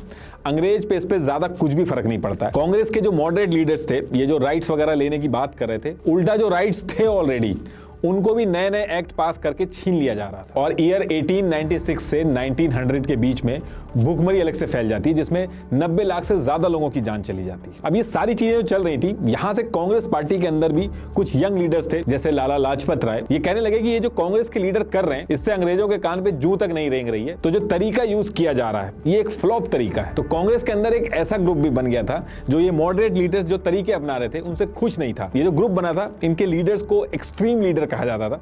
ऐसा नहीं था कि ये गोली वगैरह चला रहे थे, बस इनका ये मानना था कि कॉन्स्टिट्यूशन के दायरे में रह के जो हम ये सारी चीजें कर रहे हैं इससे कुछ होगा नहीं, थोड़ा एग्रेशन करना जरूरी है। तो ये जो टाइम था यहाँ से कांग्रेस के अंदर 2 ग्रुप्स हो गए थे जिनको आपने सुना होगा, नरम दल और गरम दल। अभी जो नरम दल और गरम दल के बीच की जो जद्दोजहद चल रही थी कांग्रेस के अंदर, इसके कुछ ही दिन बाद ब्रिटिशर्स कुछ ऐसा स्टेप लेते हैं जिसकी वजह से पूरी कांग्रेस में उथल पुथल हो जाती है। होता क्या है कि ईयर 1903 में वाइसरॉय लॉर्ड कर्जन ने देखा कि इंडियंस काफी एकजुट होकर आ रहे हैं, न्यूज में भी बहुत कुछ लिखा जा रहा है, तो इन्होंने डिवाइड एंड रूल का जो फॉर्मूला था उस पर्टिकुलर स्टेज से अप्लाई करना चालू किया। तो इन्होंने ब्रिटिश गवर्नमेंट को कहा कि ये जो बंगाल है इसको 2 पार्ट में कर दो, जो मुस्लिम वाला एरिया उसको एकदम अलग कर दो। अब इसके पीछे जो अंग्रेजों ने रीजन दिए थे पब्लिकली, उसमें ये कहा था कि गुड गवर्नेंस वगैरह ये सारे रीजन दिए थे, लेकिन एक्चुअल में इन्होंने हिंदू मुस्लिम में फूट डलवानी थी, इस वजह से डिसीजन लिया गया था। तो इधर ये प्रपोजल दिया जाता और इसके 2 साल बाद यानी कि 19 जुलाई 1905 को ये पार्टीशन का प्रपोजल एक्सेप्ट हो जाता है कि अब बंगाल जो है इसको डिवाइड कर दिया जाएगा। और उस टाइम का बंगाल जो था वो बहुत बड़ा था, उसमें आज की डेट का बिहार, ओडिशा, आसाम ये सारा आता था और पॉपुलेशन भी बहुत ज्यादा थी। इस पर्टिकुलर टाइम पे जो हिंदू मुस्लिम फूट पड़ी थी उसका असर आज की डेट तक आपको दिखेगा। ये जो डिवाइड हुआ था इसमें बहुत सारे इशू थे, बंगाली ही बंगाल के अंदर माइनॉरिटी बन गए थे, तो लोगों में बहुत ज्यादा गुस्सा आ गया था। तो 19 जुलाई को बंगाल का ये जो डिवाइड है इसको अनाउंस किया जाता है। बंगाल के अंदर भीड़ और मीटिंग होना सब कुछ स्टार्ट हो जाता है।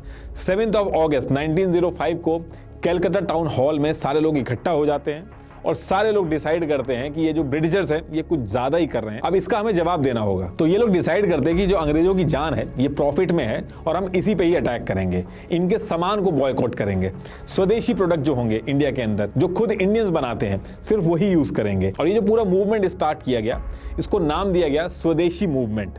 मेनली इसमें मैनचेस्टर से जो कपड़े आते थे उसको टारगेट किया गया था और इसके अगेंस्ट में जाके लोग गंगा जी के पास इकट्ठा होते हैं, वहां पे एक साथ नहाते हैं और निकलते टाइम ही वो लोग गाना गाते हैं वंदे मातरम। ये सॉन्ग उसी दिन थीम सॉन्ग बन गया था इस मूवमेंट का। इसी टाइम पे रविंद्रनाथ टैगोर जी ने अमर सोनार बांग्ला ये लिखा था। अभी भी बांग्लादेश का जो नेशनल एंथम है वो यही है। और अभी भी जो आप देखते हो कि ये जो नेता वगैरह हैं, ये जो खादी वगैरह पहनते हैं, ये इसी स्वदेशी मूवमेंट का ही असर था जो आज की डेट तक चला आ रहा। अब इधर सारी की सारी जो भीड़ थी वो अपना विरोध जता रही थी, स्वदेशी मूवमेंट कर रही थी। लेकिन 16 अक्टूबर 1905 में बंगाल के 2 टुकड़े हो जाते हैं। अब इसके 1 से 1.5 महीने के बाद दिसंबर में कांग्रेस का सेशन होता है, जैसे हर साल होता था। अब इस सेशन में बिल्कुल क्लियर था कि ये जो बंगाल का डिवीजन हुआ है इसी के बारे में बात होनी थी और इसी का आगे का रोड मैप क्या होगा उस पे बात होनी थी। और इस सेशन में जो प्रेसिडेंट बनते हैं वो मॉडरेट लीडर गोपाल कृष्ण गोखले बनते हैं। तो जब ये सेशन स्टार्ट होता है तो पहले तो कड़े शब्दों में निंदा की जाती है कि जो बंगाल को जो डिवाइड किया गया है ये सारी चीजें गलत की गई हैं। और फिर ये डिसाइड होता है कि इसके खिलाफ हम पेटिशन डालेंगे और ये जो बंगाल की डिवाइड का मुद्दा है इसको बंगाल के अंदर हम कोने कोने में ले जाएंगे। लेकिन इस चीज को सुन के कांग्रेस का जो दूसरा ग्रुप था, जो एक्सट्रीमिस्ट लीडर थे, जिनमें लाला लाजपत राय, अरविंदो घोष जैसे नेता थे, ये कहते हैं कि ये जो पेटिशन वगैरह डालने से कुछ नहीं होगा, मुद्दे में हमें अग्रेशन दिखाना होगा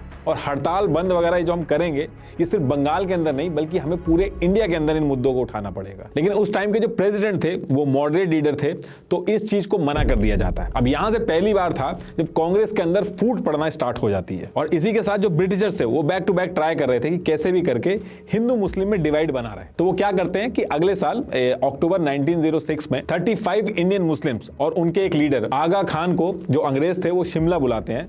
वाइसरॉय लॉर्ड मिंटो के साथ मीटिंग करवाते हैं। ये जो मीटिंग होती है इसमें मुस्लिम्स के जो राइट्स होते हैं उनकी बात होती है और मुस्लिम्स कहते हैं कि हमारे जो इलेक्टोरेट्स हैं ये भी अलग होने चाहिए ताकि मुस्लिम्स लोग जो हैं वो भी गवर्नमेंट में शामिल हो सकें। मीटिंग के अंदर जो वाइसरॉय थे वो मुस्लिम्स को कहते हैं कि ये सारी चीजें होंगी, लेकिन उससे पहले मैं आपको ये सजेस्ट करूंगा कि आप एक अलग से पार्टी बना लीजिए ताकि मुस्लिम्स के हक के लिए अलग से बात उठाई जा सके। और अंग्रेजों की जो ट्रिक थी ये काफी अच्छे से काम करती है। दिसंबर 1906 को ढाका में मुस्लिम leaders all India Mohammedan educational annual conference करते हैं और वहां पे ऑल इंडिया मुस्लिम लीग नाम से एक पार्टी बना देते हैं और पहले प्रेसिडेंट इसके बनते हैं आगा खान। सेम मंथ यानी कि दिसंबर 1906 में कांग्रेस का फिर से सेशन होता है और इस बार जो सेशन होता है कांग्रेस का उसमें मोहम्मद अली जिन्ना जो थे वो भी कांग्रेस को ज्वाइन कर लेते हैं और मॉडरेट लीडर्स जो थे उनके साथ मिलकर काम करते हैं। अब अगले साल यानी कि ईयर 1907 में कांग्रेस का सेशन होना था। इस बार कांग्रेस के जो एक्सट्रीमिस्ट लीडर थे वो सोच रहे थे कि उनके ग्रुप का कोई बंदा प्रेसिडेंट बनेगा तो ये लोग थोड़ा अपने हिसाब से चीजें बनाएंगे। लेकिन होता क्या है कि जो मॉडरेट लीडर्स थे वो जानबूझ के ईयर 1907 का जो सेशन था वो सूरत में रख देते हैं। अब कांग्रेस के रूल के हिसाब से ये था कि जिस सिटी के अंदर सेशन होगा उस सिटी का जो लीडर होगा उस पर्टिकुलर साल पे प्रेसिडेंट नहीं बन सकता। और क्योंकि अगर सूरत में सेशन होता तो मॉडरेट्स जो थे उनके प्रेसिडेंट बनने के चांसेस ज्यादा होते, इसलिए सूरत में रख दिया जाता है और फिर इसके बाद वोटिंग होती है और मॉडरेट्स का जो ग्रुप था उनका ही लीडर बनता है। अब यहां से कांग्रेस के जो एक्सट्रीमिस्ट लीडर थे वो गुस्सा हो जाते हैं और बात इतनी बढ़ जाती है कि उसी सेशन के बीच में दोनों ग्रुप एक दूसरे के ऊपर टेबल चेयर फेंकते हैं और एक दूसरे को जूता फेंक के मारते हैं और उसी पर्टिकुलर टाइम पे पुलिस को भी बुलाना पड़ जाता है। और ये बात इतनी ज्यादा बढ़ जाती है कि यहां से ये जो 2 ग्रुप थे स्प्लिट हो जाते हैं। अब इधर ये सारी चीजें होने के बाद ईयर आता है 1909। इसमें हिंदू मुस्लिम डिफरेंस को और बढ़ाने के लिए viceroy Lord Minto secretary John Morley के साथ मिलके इंडियन काउंसिल एक्ट 1909 लेके आते हैं जिसे मॉर्ले मिंटो रिफॉर्म भी कहा जाता है। इसमें सेपरेट इलेक्टोरेट्स के थ्रू मुस्लिम्स की सीट्स रिजर्व कर दी गई और जिन जिन कॉन्स्टिट्यूएंसी को मुस्लिम्स के लिए रिजर्व किया गया था वहां के कैंडिडेट जो होंगे वो भी मुस्लिम होंगे और वहां जो वोट डालेंगे वो भी केवल मुस्लिम्स ही डालेंगे। अब इससे मुस्लिम्स तो बहुत ज्यादा खुश हो गए थे, लेकिन इसके आने वाले 2 साल में फॉरेन बॉयकॉट जो था, स्वदेशी मूवमेंट, स्वराज, इन सब की जो मांगे चल रही थी उससे ब्रिटिशर्स के ऊपर बहुत ज्यादा प्रेशर बढ़ गया था और ईयर 1911 में बंगाल का जो पार्टीशन किया गया था उसको वापस कर लेते हैं ब्रिटिशर्स, क्योंकि ब्रिटिशर्स को डर लग गया था कि अगर वापस नहीं करेंगे तो ईयर 1857 जैसे रिवोल्ट जो है वैसी सिचुएशन हो सकती है। इस डिसीजन से मुस्लिम लीग जो था बहुत ज्यादा नाराज हो गया था और उनका भी भरोसा जो था वो ब्रिटिशर्स से उठ गया था। अब इसके बाद ईयर 1913 में मुस्लिम लीग के जो लोग थे वो जिन्ना के ऊपर प्रेशर बनाते हैं कि वो जाके मुस्लिम लीग को ज्वाइन कर लें। तो जिन्ना क्या करते हैं कि कांग्रेस से तो वो रिजाइन नहीं करते हैं, इसके साथ साथ मुस्लिम लीग भी ज्वाइन कर लेते हैं। तो एक तरह से वो दोनों पार्टी में एक ही टाइम पे एक्टिव मेंबर रहते हैं। लेकिन इस चीज का एक फायदा होता है क्योंकि दिसंबर 1916 को लखनऊ के अंदर जिन्ना क्या करते हैं, दोनों पार्टी कांग्रेस और मुस्लिम लीग जो थी और कांग्रेस के अंदर भी एक्सट्रीमिस्ट और मॉडरेट दोनों जो लीडर थे उनको मिला के एक ही मंच पे लाके खड़ा कर देते हैं और कुछ शर्तों के साथ एक एग्रीमेंट कराते हैं जिसे लखनऊ पैक्ट भी बोला जाता है।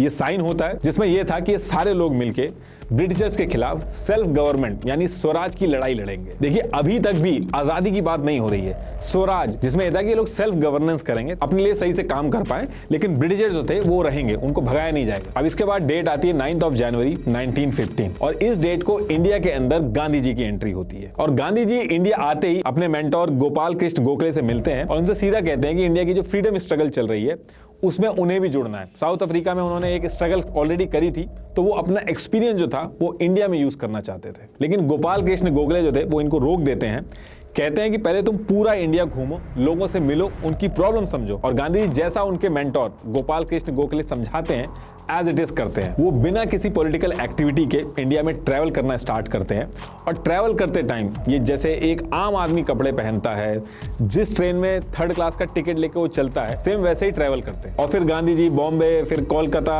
अहमदाबाद, दिल्ली से चेन्नई, पूरे देश में ट्रैवल करते हैं और 2 साल तक पूरे इंडिया में घूमते हैं। अब इसके बाद डेट आती है दिसंबर 1916। तो जैसा मैंने बताया था, कांग्रेस हर साल के एंड में यानी कि दिसंबर में अपने सेशन रखती थी जिसमें सारे लीडर्स जो थे वो इकट्ठा होते थे। तो गांधी जी ने कांग्रेस तो ज्वाइन नहीं की थी, लेकिन इस कॉन्फ्रेंस में गए थे। ये कॉन्फ्रेंस 3 दिन चलती है। यहाँ पे गांधी जी से चंपारण जो कि बिहार में है, वहां पे 2 किसान राजकुमार शुक्ला और संत राउत ये मिलते हैं और बताते हैं कि चंपारण जो कि बिहार में है, वहां पे अंग्रेज उनसे जबरदस्ती इंडिगो की खेती करवा रहे हैं और वो ऐसा नहीं चाहते। ये जो इंडिगो की खेती करवाई जा रही थी जबरदस्ती, इसको 3 खटिया सिस्टम भी बोला जाता था। सेम वही इंडिगो वाली चीज जो हमने अभी थोड़ी देर पहले डिस्कस करी थी। तो ये सब सुनने के बाद 15 अप्रैल 1917 को गांधी जी अपने लॉयर की टीम लेके चंपारण पहुंचते हैं और वहां पहुंच के गांव में डोर टू डोर जाके जो भी वहां के लोगों के साथ जुल्म वगैरह हो रहे थे वो सारी चीजें रिटर्न में ले लेते हैं और अंगूठा लगवा लेते हैं। इसके बाद गांधी जी जगह जगह पे जाने लगे, लोगों से मिलने लगे।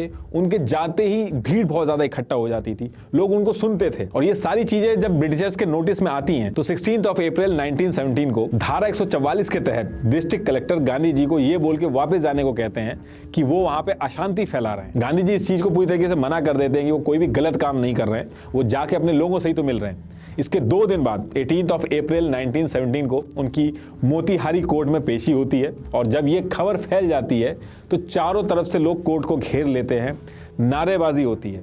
कोर्ट 2 दिन तक जैसे तैसे ये सब झेलती है। इतनी भीड़ इकट्ठी हो जाती है कि 2 दिन बाद कोर्ट गांधी जी को छोड़ देती है। तो गांधी जी ने बेसिकली यहाँ पे क्या करवाया था, लोगों को सत्याग्रह करने को कहा था। मतलब ये कहा था कि आप कोई भी वायलेंस मत करो, बस ये जो खेती करने को कह रहे हैं अंग्रेज, ये करने से मना कर दो, चाहे वो मारे पीटे, चाहे जो मर्जी करें। देखिए सत्याग्रह का जो लिटरल मीनिंग होता है वो सत्य के लिए आग्रह है, लेकिन यहाँ पे सत्याग्रह का मतलब थोड़ा सा अलग था। इसका मतलब था कि सिविल डिसोबीडियंस, पैसिव रेजिस्टेंस, ये सारी बातें हो रही। अंग्रेजों के खिलाफ प्रेशर बनाना है, हड़ताल करनी है, अनशन करना है और ये सारी चीजें करनी है और फियरलेस होना होगा। इससे पहले जो मॉडरेट लीडर्स थे वो रूल्स वगैरह फॉलो कर रहे थे। एक्सट्रीमिस्ट लीडर जो थे उनके तरीके बिल्कुल अलग थे, आम जनता को डायरेक्ट इन्वॉल्व नहीं किया था। लेकिन महात्मा गांधी जी ने ऐसी चीज करी थी जो इससे पहले नहीं हुई थी। उन्होंने आम जनता को भी जोड़ा। जब लोग समझ रहे थे कि ये आम जनता ये पढ़ी लिखी नहीं है, इनको एक्ट के बारे में ही नहीं पता, तो ये क्या करेंगे आगे जाके, लेकिन गांधी जी ने ऐसा नहीं सोचा। उन्होंने आम जनता के पास गए, उनको समझाया और उनको इकट्ठा किया, जिसकी वजह से बहुत ज्यादा इंपैक्ट पड़ा। तो कहने का मतलब यह है कि चंपारण के अंदर गांधी जी ने लोगों को इकट्ठा किया, सत्याग्रह चालू रखा और जब अंग्रेज देखते हैं कि लोगों के ऊपर मार डंडे किसी भी चीज का असर नहीं हो रहा है, तो वो थक हार के लास्ट में अंग्रेजों की बात मान जाते हैं। और यहां से पहली बार लोगों को सत्याग्रह की पावर का पता चला था कि मारपीट और वायलेंस जो था उससे ज्यादा मजबूर तो जो अंग्रेज थे वो इन सारी चीजों से हो रहे थे। अब इसी बीच क्या होता है कि गांधी जी तो चंपारण में थे और अहमदाबाद की एक मिल थी जिसके आसपास के एरिया में जो प्लेग था वो फैला हुआ था। तो लोग अपनी जान बचाने के चक्कर में मिल में नहीं जा रहे थे, काम करने नहीं जा रहे थे। तो मिल ओनर्स ने क्या किया था, एक प्लेग बोनस था वो रख दिया था ताकि इसके लालच में लोग काम करने आ जाएं। अब इसके कुछ टाइम बाद जब प्लेग खत्म हो जाता है तो ओनर्स ने ये जो प्लेग बोनस था वो देना बंद कर दिया। तो वर्कर्स यहाँ पे थोड़ा सा नाखुश हो जाते हैं। वो कहते हैं कि इतने सालों से तो पैसे बढ़ाए नहीं गए हैं और वर्ल्ड वॉर की वजह से जो महंगाई है वो भी आसमान छू रही है। तो आप भले ही प्लेग बोनस उसका नाम मत रखो, किसी और तरीके से चाहे कुछ तो परसेंटेज आप बढ़ा दो, लेकिन पैसे बढ़ा दो आप हमारे। लेकिन मिल का जो ओनर था वो मानता नहीं है। तो इसके बाद गांधी जी चंपारण से यहाँ पहुँचते हैं और सारी बात समझते हैं। गांधी जी फिर लोगों को जोड़ते हैं और हंगर स्ट्राइक करते हैं, जिसकी वजह से मील का जो काम वगैरह है, प्रोडक्शन वगैरह सब रुक जाता है और जो मील का ओनर होता है वो 30% इंक्रीमेंट करने को रेडी हो जाता है। तो बहुत ही कम टाइम में गांधी जी बहुत ज़्यादा पॉपुलर हो रहे थे। लोगों को लगने लगा था कि अगर वो फियरलेस होके बिना जेल बिना पिटाई के डर से अगर अपनी जिद पे अड़े रहेंगे तो एट द एंड अंग्रेजों को झुकना पड़ेगा। अब इधर गांधी जी अहमदाबाद में थे और सेम टाइम पे प्लेग के साथ साथ सूखा भी पड़ रहा था कुछ इलाकों में। तो गुजरात में एक खेड़ा नाम की जगह थी, वहां पे सूखा पड़ने की वजह से फसल खराब हो गई थी। अब किसान की कमाई का एक ही जरिया था, वो बंद हो गई थी और अंग्रेज जो थे वो टैक्स लेते थे इनसे। तो ऐसे केस में वो कहां से अंग्रेजों को टैक्स देता। अब कायदे में तो यहाँ पे टैक्स नहीं लेना चाहिए था, लेकिन अंग्रेज जो थे उन्होंने एक चीज और एक्स्ट्रा कर दी, उन्होंने टैक्स 23% और बढ़ा दिया। अब किसान जो थे वो बहुत ज्यादा परेशान हो गए थे, उनको कुछ भी समझ में नहीं आ रहा था। तो गांधी जी खुद तो अहमदाबाद में थे, लेकिन वो सरदार वल्लभ भाई पटेल को गुजरात भेजते हैं। सरदार वल्लभ भाई पटेल भी बहुत बड़े लॉयर थे। इंडिया की फ्रीडम स्ट्रगल में आपको सारे के सारे लॉयर ही मिलेंगे। तो सरदार पटेल वहां पे जाते हैं और लोगों की पिटीशन वगैरह डालते हैं, लेकिन सब रिजेक्ट कर दी जाती हैं। अब इसके बाद गांधी जी वहां पे पहुंचते हैं और लोगों को कहते हैं कि आप सत्याग्रह करो, बस वायलेंस मत करना, बाकी आप सत्याग्रह करो। और ये सत्याग्रह इतने बड़े लेवल पे होता है कि यहाँ पे भी अंग्रेजों को झुकना पड़ जाता है। इसके बाद हर कोई इंप्रेस था गांधी जी के तरीकों से। अब इधर ये सारी चीजें चल रही थी और इसी टाइम पे क्या होता है कि खबरें आने लगती हैं कि इंडिया से कुछ क्रांतिकारी, जिनमें से सबसे आगे बाघा जतिन थे, वो ब्रिटिशर्स के दुश्मन जर्मनी के लोगों के साथ मिलके प्लान बना रहे थे, जिसमें यह डिसाइड हुआ था कि जर्मनी इंडिया में हथियार वगैरह भेजेगा और मिलके ब्रिटिशर्स को इंडिया से बाहर फेंकेंगे। लेकिन किसी एक खबरी ने सारी बातें अंग्रेजों को पहुंचा दी थी, जिससे अंग्रेजों को सब चीज पता चल जाती है और अंग्रेज जो थे वो बाघा जतीन को देशद्रोही करार दे देते हैं और 10 सितंबर 1915 को उनको शहीद कर देते हैं। और इसी के साथ साथ और भी कई सारी चीजों में जो कांग्रेस के एक्सट्रीमिस्ट लीडर थे उनके भी नाम आने लगे थे। तो इन सारी चीजों से निपटने के लिए जस्टिस सिडनी रॉलेट की एक कमेटी जो थी वो 18 मार्च 1919 को एक एक्ट लेके आती है, जिसे रॉलेट एक्ट भी कहा जाता है। इस एक्ट में मेनली 2 पॉइंट थे। पहला यह था कि अगर कोई भी एक्टिविस्ट ऐसे वायलेंस वगैरह करने की हरकत में पाया गया तो बिना कोर्ट वगैरह ले जाए डायरेक्ट 2 साल के लिए जेल भेजा जा सकता है। दूसरा ये तक था कि अगर ब्रिटिश सरकार के खिलाफ कोई न्यूज़पेपर तक आपके घर में है जिसमें अंग्रेजों के खिलाफ लिखा गया है, तो उस केस में भी आपको देशद्रोही मानकर गिरफ्तार किया जा सकता है। अब ये एक्ट आने के बाद मदन मोहन मालवीय जो थे और जिन्ना, ये सब इंपीरियल लेजिस्लेटिव से रिजाइन कर देते हैं।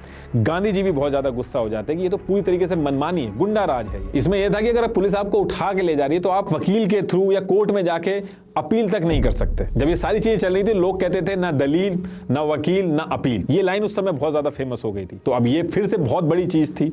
तो इसके अगेंस्ट में भी गांधी जी ने 6 अप्रैल 1919 को सत्याग्रह स्टार्ट किया। लोगों ने हड़ताल की, भूखे रहे। इस आंदोलन में आम लोग भी शामिल हुए, जैसे किसान, कारीगर, ये सारे लोग जो थे। पहली बार नेशनल इशू कोई ऐसा था जिसमें शामिल हो रहे थे। पंजाब के अंदर भी बहुत बड़े लेवल पे इसका विरोध हुआ। तो अंग्रेजों ने क्या किया कि पंजाब में मिलिट्री बुलाना चालू कर दी। उनको ये डाउट था कि पंजाब में भीड़ बहुत ज़्यादा इकट्ठी हो रही है, बहुत ज़्यादा प्रोटेस्ट वगैरह हो रहे हैं, तो कहीं हिंसा ना हो जाए। तो पहले से ही वो इंतजाम करके मिलिट्री वगैरह पंजाब में पहुंचा देते हैं और उस मिलिट्री को जनरल डायर जो थे वो लीड कर रहे थे। अब 8 अप्रैल 1919 को गांधी जी को गिरफ्तार कर लिया जाता है इन सारी चीज़ों के चक्कर में। लेकिन ये सत्याग्रह तब भी चलता है, रुकता नहीं है। पंजाब में 2 कांग्रेस लीडर थे, डॉक्टर सैफुद्दीन और डॉक्टर सतपाल। इस सत्याग्रह को पंजाब के अंदर ये लीड कर रहे थे। तो 9 अप्रैल को जनरल डायर ने डॉक्टर सैफुद्दीन और डॉक्टर सत्यपाल को ये बोल के बुलाया कि उनसे बात करनी है इन सब चीजों के बारे में, लेकिन मिलने के बाद उनको धोखे से जेल में डाल दिया। अब इससे एक आम आदमी जो था उस एरिया का, वो बहुत ज्यादा भड़क जाता है और ये सारी चीजें देख के सारे लोग मिलकर ये डिसाइड करते हैं कि 13 अप्रैल 1919 को बैसाखी भी है, हम सारे लोग जलियांवाला बाग एक जगह है वहां पे इकट्ठे होंगे, वहां पे अपना प्रोटेस्ट करेंगे। तो ये जो जलियांवाला बाग में प्रोटेस्ट करने की जो बातें हो रही थी, तो ये सारी चीजें 12 तारीख को जनरल डायर के पास पहुंच जाती हैं। तो वो क्या करते हैं कि पब्लिक गैदरिंग को बिल्कुल बैन कर देते हैं कि कहीं भी भीड़ इकट्ठी नहीं हो सकती।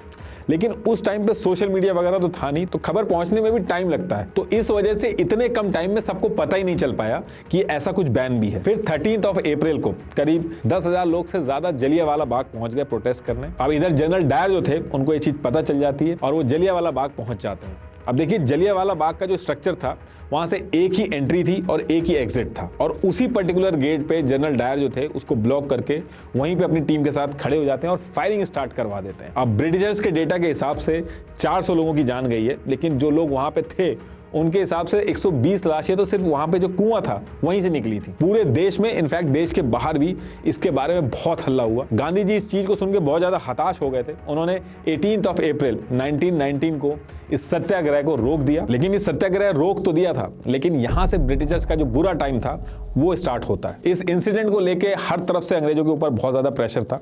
तो इस चीज के लिए ये लोग इंक्वायरी भी बैठाते हैं, एक हंटर कमेटी बनाते हैं जो इस पूरी चीज की इंक्वायरी करती है। और पूरी इंक्वायरी कंप्लीट होने के बाद जनरल डायर जो थे उनके ऊपर कोई एक्शन नहीं लिया जाता है। इनफैक्ट हाउस ऑफ लॉर्ड जो ब्रिटिशर्स का पार्लियामेंट होता है, वहां पे उल्टा जो जनरल डायर थे उनको एक देशभक्ति की तरह प्रेस किया गया और कुछ एक दो चीजें की गई, जिसमें जनरल डायर को उसकी पोजीशन से हटा के यूके भेज दिया गया था। और उसमें भी कहा जाता है कि उसकी सिक्योरिटी की वजह से भेजा गया था। और वहां की जो आम पब्लिक थी, जो यूके की पब्लिक थी, उन्होंने जनरल डायर के लिए 26,000 पाउंड का फंड रेज करके जनरल डायर को दिया था।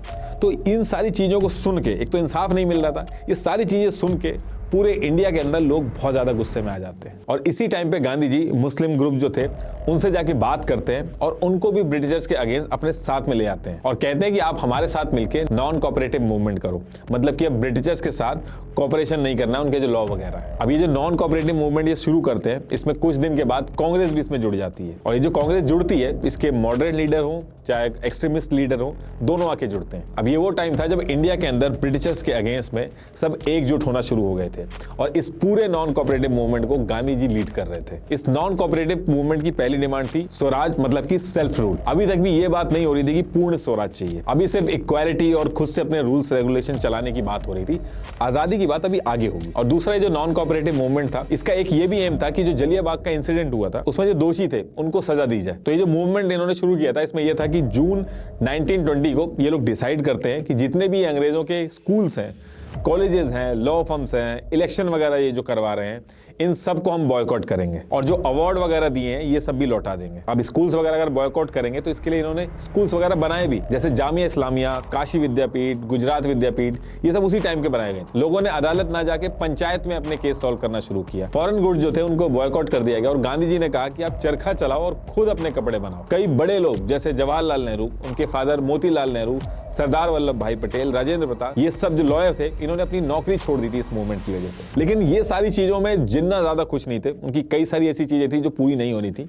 तो ये सब देख के जिन्ना जो थे वो कांग्रेस से रिजाइन कर देते हैं। अब ये नॉन कोऑपरेटिव मूवमेंट था, इसका इंपैक्ट जो था वो धीरे धीरे बढ़ रहा था। तो दिसंबर 1921 आते आते ब्रिटिशर्स ने प्रेस और पब्लिक मीटिंग पे बैन लगा दिया। तो ऐसे ही 4 फरवरी 1922 को यूपी के गोरखपुर में चौरी चौरा नाम की एक जगह थी, वहां पे भी नॉन कोऑपरेशन मूवमेंट जो था उसको लेकर प्रोटेस्ट हो रहे थे, नारे लग रहे थे अंग्रेजों के खिलाफ। अब ऐसे में क्या होता है कि लोकल दरोगा जो था उसने लाठीचार्ज स्टार्ट कर दी थी और इधर से भीड़ ने भी पत्थर फेंकना स्टार्ट कर दिए थे। तो फिर पुलिस वाले क्या करते हैं कि वो पुलिस स्टेशन में घुस जाते हैं और भीड़ क्या करती है, वो गुस्से में पूरे के पूरे पुलिस स्टेशन में आग लगा देती है और 22 पुलिस वालों की जान चली जाती है। अब ये सारी चीजें देख के गांधी जी बहुत ज्यादा शॉक्ड हो जाते हैं, क्योंकि हमेशा से वो ये बात कर रहे थे कि वॉयलेंस नहीं होना चाहिए था। वो इतने ज्यादा डिसअपॉइंट हो जाते हैं कि 12 फरवरी 1922 को उन्होंने ये जो नॉन कोऑपरेटिव मूवमेंट था इसको बंद कर दिया।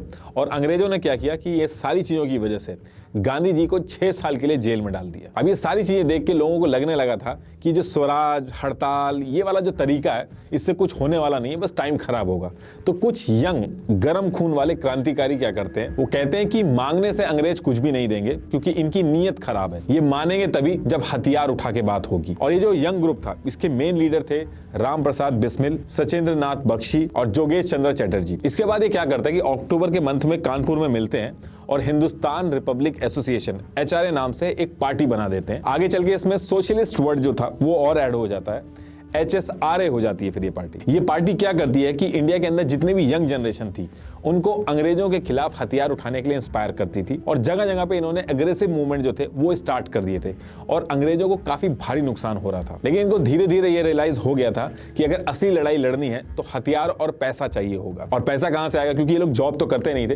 तो इनको एक खबर मिलती है 9 अगस्त 1925 को एक ट्रेन शाहजहांपुर से लखनऊ जाएगी और रेलवे स्टेशन का जो पैसा कलेक्ट होता है वो सारा का सारा उसी ट्रेन में होगा, जिसको अंग्रेज जो है वो गवर्नमेंट के खजाने में डालेंगे। और जैसे ये खबर मिलती है, ये लोग क्या करते हैं कि इस खजाने को लूटने की प्लानिंग स्टार्ट कर देते हैं। मेन ऑब्जेक्टिव ये था कि इसमें से पैसा लूट के हथियार खरीदेंगे। ये लोग यंग 20 से 25 क्रांतिकारियों की टीम बनाते हैं और मेन प्लानिंग इसमें करते हैं राजेंद्र नाथ लहरी। इन 20 से 25 लोगों की जो टीम बनी थी, इसमें थे राम प्रसाद बिस्मिल, अशफाक उल्ला खान, रोशन सिंह, चंद्रशेखर आजाद, सचिंद्र नाथ सान्याल। अब इसके बाद डेट आती है 9 अगस्त 1925 और प्लान के हिसाब से ये लोग काकोरी स्टेशन के पास ट्रेन की चेन खींच देते हैं। ट्रेन के अंदर 4601 रुपीज थे, उसको ये लोग लूट लेते हैं और लूटते टाइम एक पैसेंजर को गोली भी लग जाती है और उसकी जान चली जाती है। और ये जो इंसिडेंट हुआ था इसको काकोरी कांड भी बोला जाता था। इस इंसिडेंट के बाद अंग्रेजों के बीच में अफरा तफरी मच गई थी। ये पूरा का पूरा मामला उन्होंने सीआईडी ऑफिसर हार्टन को दे दिया था और इंक्वायरी कंप्लीट होने के बाद सितंबर 1925 तक ये लोग 40 यंग क्रांतिकारियों को अरेस्ट करते हैं। बाकी अशफाक उल्लाह खान और सचिंद्र नाथ बख्शी को एक साल बाद पकड़ पाते हैं, लेकिन चंद्रशेखर आजाद जो थे उनको नहीं पकड़ पाते हैं। और फिर आगे चल के चंद्रशेखर आजाद जो थे वही HRA यानी कि हिंदुस्तान रिपब्लिकन एसोसिएशन था, उसको यही चलाते थे। इसके बाद 1 मई 1926 को स्पेशल सेशन कोर्ट में इनके ट्रायल होते हैं और फिर 6 अप्रैल 1927 को फैसला सुनाया जाता है, जिसमें राम प्रसाद बिस्मिल, रोशन सिंह, राजेंद्र नाथ लहरी और अशफाक उल्लाह खान को फांसी सुना दी जाती है और 16 लोगों को 3 से 14 साल की जेल की सजा सुना दी जाती है। और 2 क्रांतिकारी क्या करते हैं, वो सरकारी गवाह बन जाते हैं और अपनी जान बचा लेते हैं और बाकी लोग जो थे वो सबूत ना मिलने से या तबीयत खराब होने की वजह से बच जाते हैं। अब यहाँ से चीजें आउट ऑफ कंट्रोल हो रही थी और ब्रिटिश गवर्नमेंट क्या करती है, जॉन साइमन को बुला के और कहती है कि जो गवर्नमेंट ऑफ इंडिया एक्ट 1919 है इसमें थोड़े रिफॉर्म लाने की जरूरत है। एक्चुअली जो अनरेस्ट था उसको अपने कंट्रोल में करने के लिए ये सारी चीजें की जा रही थी। अब क्योंकि जॉन साइमन जो थे वो इस पूरे कमीशन के चेयरमैन बन के हेड कर रहे थे, इसलिए जो पूरा कमीशन था इसको साइमन कमीशन बोला जाता है और जानबूझ के एक भी इंडियन इस कमीशन में नहीं रखा जाता है। अब ये सारी चीजें देख के इंडियन लीडर जो थे वो बहुत ही ज्यादा भड़क जाते हैं कि इंडियन का फ्यूचर आप डिसाइड कर रहे हो बिना इंडियन से कंसल्ट करे, ये किस तरीके का जस्टिस हुआ हमारे साथ। और इसी टाइम पे दिसंबर का मंथ भी चल रहा था तो कांग्रेस का जो सेशन था वो भी होना था। तो इस सेशन में ये डिसाइड होता है कि साइमन कमीशन का पूरी तरीके से बहिष्कार किया जाएगा और मॉडरेट लीडर हो, एक्सट्रीमिस्ट हो, सारे के सारे एक ही पेज पे थे इस चीज को लेके। अब 3 फरवरी 1928 को साइमन कमीशन के इंडिया के अंदर आते ही भारी भीड़ इसका काले झंडे लेके विरोध करती है, नारे लगाती है साइमन गो बैक, हर तरफ हड़ताल होती है, विरोध होता है, रैलियां चलती हैं, पूरी तरीके से बॉयकॉट होता है। अब ये इतना ज्यादा होता है कि अंग्रेज परेशान होते हैं। तो इस पे लॉर्ड बिरकेनहेड जो थे secretary of state of India, वो कहते हैं कि चलिए ठीक है, आप लोग इतना ज्यादा हल्ला कर रहे हो कि हमने जो किया वो आपके भले के लिए किया, लेकिन अगर आपको लगता है कि हमने गलत किया तो मैं आपको चैलेंज करता हूं कि अगर आप लोग खुद से एक ऐसा कॉन्स्टिट्यूशनल रिफॉर्म लेके आओ जो इंडिया में रहने वाला हिंदू, मुस्लिम, सिख सारे धर्म के लोग मान जाएं, और अगर आप ऐसा करने में कामयाब होते हो तो जो ब्रिटिश सरकार है वो खुशी खुशी आपके सारे रिफॉर्म जो हैं उनको एक्सेप्ट कर लेगी। अब जैसे ही चैलेंज मिलता है तो सारी पार्टियां जो थी, चाहे मुस्लिम लीग हो चाहे कांग्रेस हो, बहुत तेजी दिखाती हैं। कांग्रेस दिसंबर की बजाय फरवरी 1928 में ही अपनी ऑल पार्टी कॉन्फ्रेंस बुला लेती है और अलग से कमेटी भी बना देती है जिसका काम ये दिया गया होता है कि जल्दी से जल्दी नया कॉन्स्टिट्यूशन बनाओ। और ये जो कमेटी थी जिसको ये काम दिया गया था उसको जवाहरलाल नेहरू जी के फादर मोतीलाल नेहरू हेड कर रहे थे। अब इसके करीब 6 महीने बाद यानी कि अगस्त 1928 में ये रिपोर्ट रेडी हो जाती है जिसमें dominion status, federal form of government, कई सारी चीजें इसमें मेंशन करी गई थी। ये जो रिपोर्ट थी इसको नेहरू रिपोर्ट भी बोला जाता है क्योंकि इसको मोतीलाल नेहरू जी ने बनाई थी। अब ये रिपोर्ट तो बन गई थी लेकिन ये रिपोर्ट ऐसी बनी थी कि एक नहीं बल्कि सारे रिलीजन के जो लोग थे इस रिपोर्ट से नाराज हो गए थे। इनफैक्ट कांग्रेस के अंदर भी असहमति बन गई थी। कांग्रेस के जो यंग लीडर थे जैसे जवाहरलाल नेहरू, सुभाष चंद्र बोस, इस रिपोर्ट में डोमिनियन स्टेटस जो था उसके खिलाफ चले जाते हैं। वो कहते हैं डोमिनियन स्टेटस नहीं बल्कि टोटल इंडिपेंडेंस की मांग करनी चाहिए। डोमिनियन स्टेटस मतलब कि सारे अधिकार तो इंडिया के रहेंगे लेकिन इंडिया को ब्रिटिश एम्पायर का हिस्सा माना जाएगा। और इसमें कांग्रेस के अंदर एक ग्रुप को दिक्कत इसलिए हो रही थी क्योंकि फॉरेन अफेयर और सिक्योरिटी वगैरह जो थे वो ब्रिटिशर्स का इंटरफेरेंस रहता उसमें। वहीं टोटल इंडिपेंडेंस यानी पूर्ण स्वराज मतलब कि ब्रिटिशर्स पूरी तरीके से इंडिया से बाहर चले जाएंगे और इंडिया के लोग ही देश चलाएंगे। अब जिन्ना जो थे उन्होंने भी नेहरू जी की जो रिपोर्ट थी उसमें अमेंडमेंट के लिए 14 पॉइंट भेजे थे लेकिन वो भी कांग्रेस ने मना कर दिए। इसलिए जिन्ना भी गुस्सा हो जाते हैं और मीटिंग के अंदर आने से मना कर देते हैं और कैंसिल कर देते हैं मीटिंग। अब इधर ये सारी चीजें चल रही थी और पैरेलली क्या हो रहा था कि जो साइमन कमीशन था इसको लेकर जगह जगह विरोध फिर भी चालू थे। ऐसे ही 30 अक्टूबर 1928 को लाला लाजपत राय लाहौर में बहुत सारे स्टूडेंट्स को लेकर अपना शांतिपूर्ण प्रदर्शन कर रहे थे और उसी टाइम पे लाहौर पुलिस के एसपी जेम्स स्कॉट फ्रस्ट्रेट होकर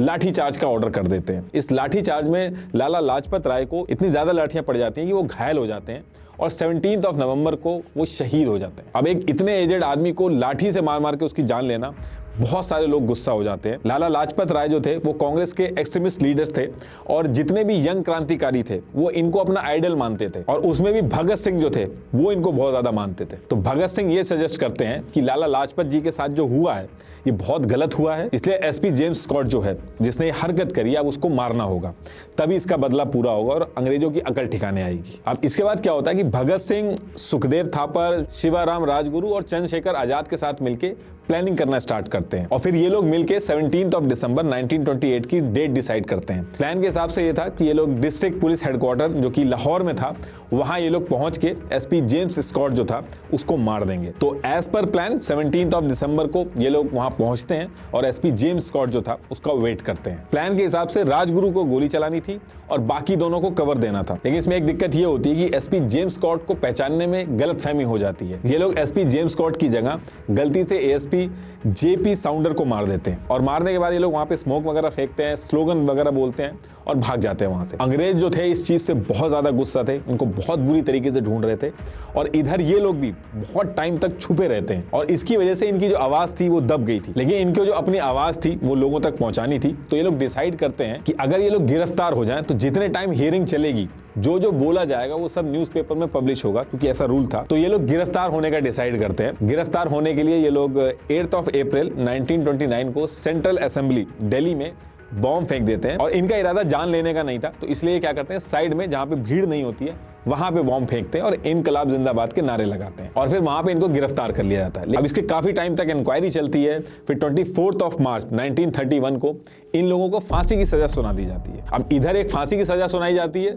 और दूसरी तरफ क्या होता है कि कांग्रेस पार्टी के अंदर एक टेंशन चल रही थी कि यंग लीडर चाहते थे कि पूर्ण स्वराज की मांग हो और बाकी जो लीडर थे उनका यह मानना था कि ब्रिटिशर्स जो थे वो भड़क जाएंगे इस चीज से, तो जो हमारा मोटिव है वो पूरा नहीं हो पाएगा। लेकिन कांग्रेस में स्प्लिट ना हो जाए, टेंशन कम हो जाए, इसलिए गांधी जी बीच बचाव करते हैं और सारे ग्रुप को एक साथ करते हैं और सब लोग सेम पेज पे रहते हैं कि अब आगे से पूर्ण स्वराज की ही मांग होगी। और दिसंबर 1929 को कांग्रेस अनाउंस कर देता है कि अब से कांग्रेस केवल पूर्ण स्वराज की ही मांग करेगा। और इसके साथ कांग्रेस एक चीज और कहती है कि आने वाली 26 जनवरी 1930 को इंडिपेंडेंस डे मनाया जाएगा और तिरंगा फहराया जाएगा। गांधी जी सोच रहे थे कि कोई ऐसा मुद्दा होना चाहिए जिससे पूरे देश यूनाइट हो जाए और फिर कुछ दिन बाद उन्होंने एक ऐसा तरीका ढूंढा जिससे वो सिर्फ इंडिया में ही नहीं बल्कि पूरे वर्ल्ड में फेमस हो गए थे। ये एक ऐसा मुद्दा था जिससे हर कोई कनेक्ट करता था। तो गांधी जी डिसाइड करते हैं कि वो नमक का सत्याग्रह स्टार्ट करेंगे। एक्चुअली उस टाइम पे ब्रिटिशर्स ने पहले तो नमक पे टैक्स लगाया था और फिर उसके बाद नमक के प्रोडक्शन और सेल पर पूरा कंट्रोल ले लिया था। अंग्रेजों ने कहा था कि अगर कोई इंडियन नमक बनाते हुए या बेचते हुए पाया जाएगा तो उसको कड़ी सजा होगी। तो 12 मार्च 1930 को डेट फिक्स होती है और गांधी जी अपने 78 स्वयंसेवकों के साथ साबरमती से दांडी की तरफ पैदल निकल जाते हैं। ये सारे लोग मिलकर टोटल 390 किलोमीटर चलते हैं, जिसमें इनको 24 दिन का टाइम लगता है।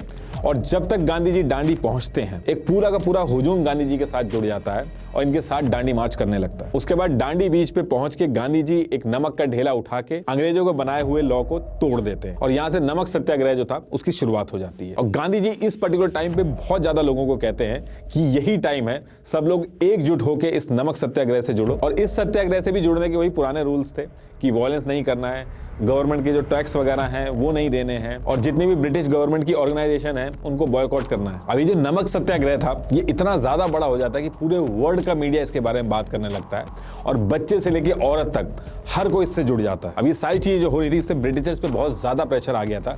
ब्रिटिशर्स ट्राई तो कर रहे थे इसको दबाने का, लाठी चार्ज करते हैं, 60,000 से ज्यादा लोगों को जेल में उठा के डाल देते हैं, जिसमें 17 अप्रैल 1930 को जवाहरलाल नेहरू जो थे उनको भी जेल में डाल देते हैं और उसके एक महीने बाद गांधी जी को भी जेल में डाल देते हैं। ब्रिटिशर्स को लग रहा था इन दोनों मेन लीडर्स को जेल में बंद कर देंगे तो ये सारी चीजें रुक जाएंगी, लेकिन इसके बाद भी अब्बास तैयबजी और सरोजिनी नायडू ये कमाल संभाल लेते हैं और इस मूवमेंट को चालू रखते हैं। और इसके बाद ब्रिटिशर्स थक हार के वाइसरॉय लॉर्ड इरविन जो थे उनको रिस्पॉन्सिबिलिटी देते हैं कि किसी भी तरीके से जो मूवमेंट है इसको रोको।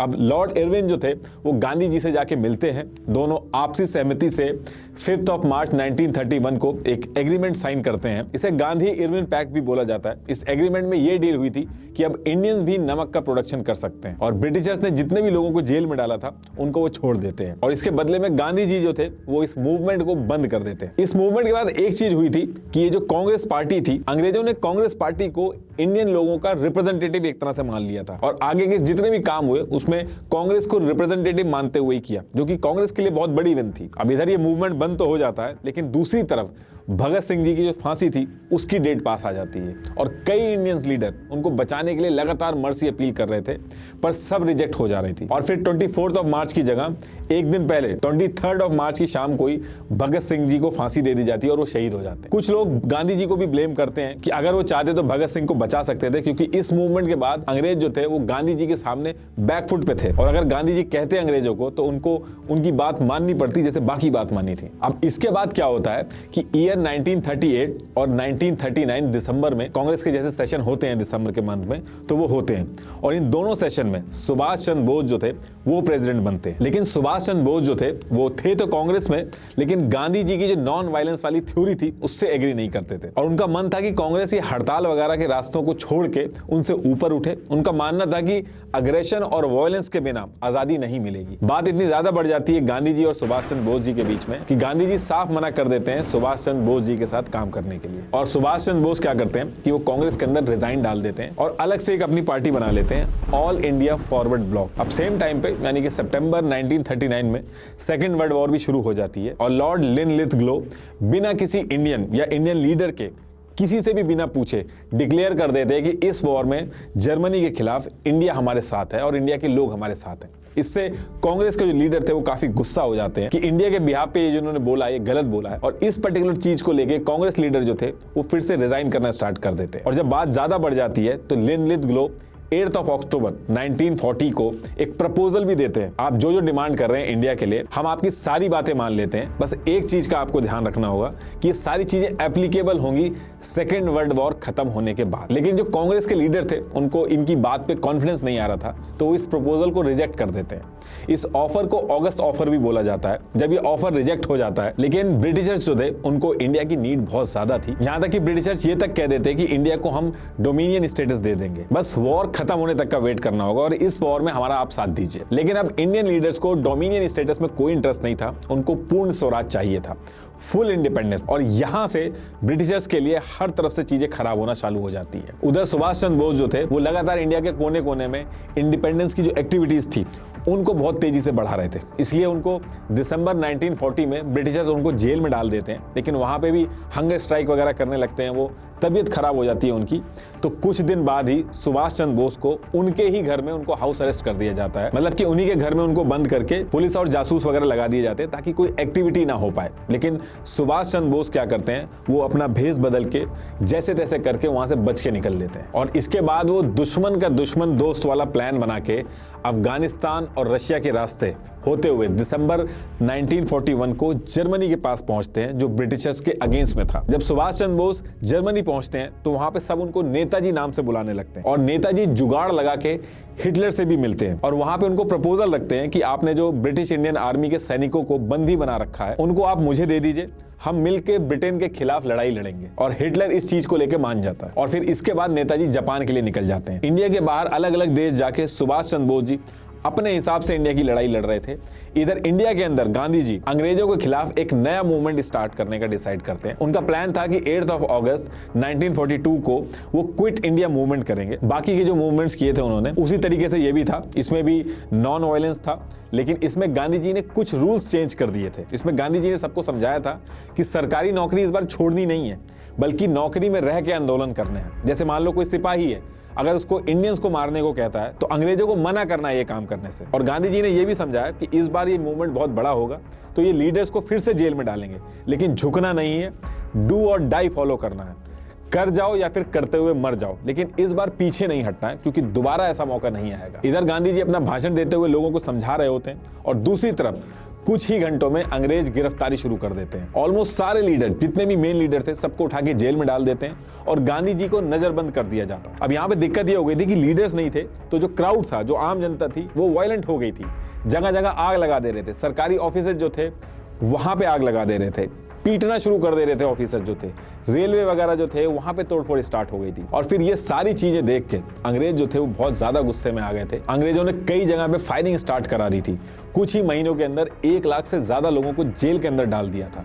हजारों लोगों की जान चली गई थी। तो कुल मिला के ये था कि अंग्रेजों को इस मूवमेंट ने घुटने पे लाके खड़ा कर दिया था। दूसरी तरफ इंडिया के बाहर सुभाष चंद्र बोस जो थे वो अपनी प्लानिंग रेडी कर रहे थे। वो जर्मनी में डायरेक्ट हिटलर से बात करने के बाद सीधे पहुंचते हैं जापान।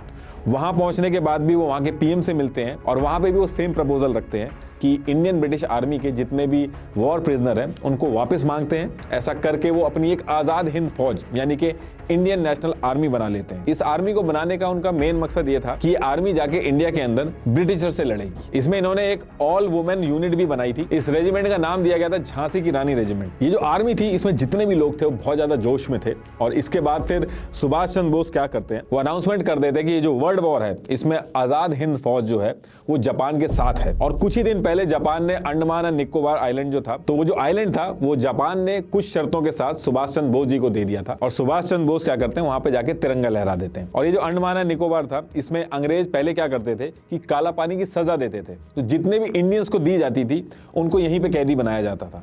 तो इन लोगों को भी नेताजी ने अपनी फौज में शामिल कर लिया था। और इन्होंने अपनी आजाद हिंद की फौज से सबसे यही कहा था कि तुम मुझे खून दो, मैं तुम्हें आजादी दूंगा, दिल्ली चलो, इस तरीके के नारे दिए थे। अब इसके बाद मार्च के महीने में ईयर 1944 में नेताजी जापान के साथ मिलके इंडिया की तरफ घुसते हैं। फिर बैटल ऑफ कोहिमा और बैटल ऑफ इम्फाल ये सारी होती हैं। ब्रिटिशर्स के साथ सुभाष चंद्र बोस जी की जो आजाद हिंद फौज थी उसकी 1 महीने तक लड़ाई चलती है। और फिर उसके बाद 14 अप्रैल 1944 को मोइरंग के अंदर आजाद हिंद फौज जो थी वो वहां पे जीत जाती है और अपना झंडा फहरा देती है। और अगले 2-3 महीने में मणिपुर, नागालैंड, इनके काफी इलाके जो थे वो आजाद हिंद फौज इस पे कब्जा कर लेती है। लेकिन इसी बीच में एक दिक्कत हो जाती है, जापान के ऊपर न्यूक्लियर बम गिरा दिया जाता है। जापान सरेंडर कर देता है, लेकिन आजाद हिंद फौज जो थी वो लगी रहती है।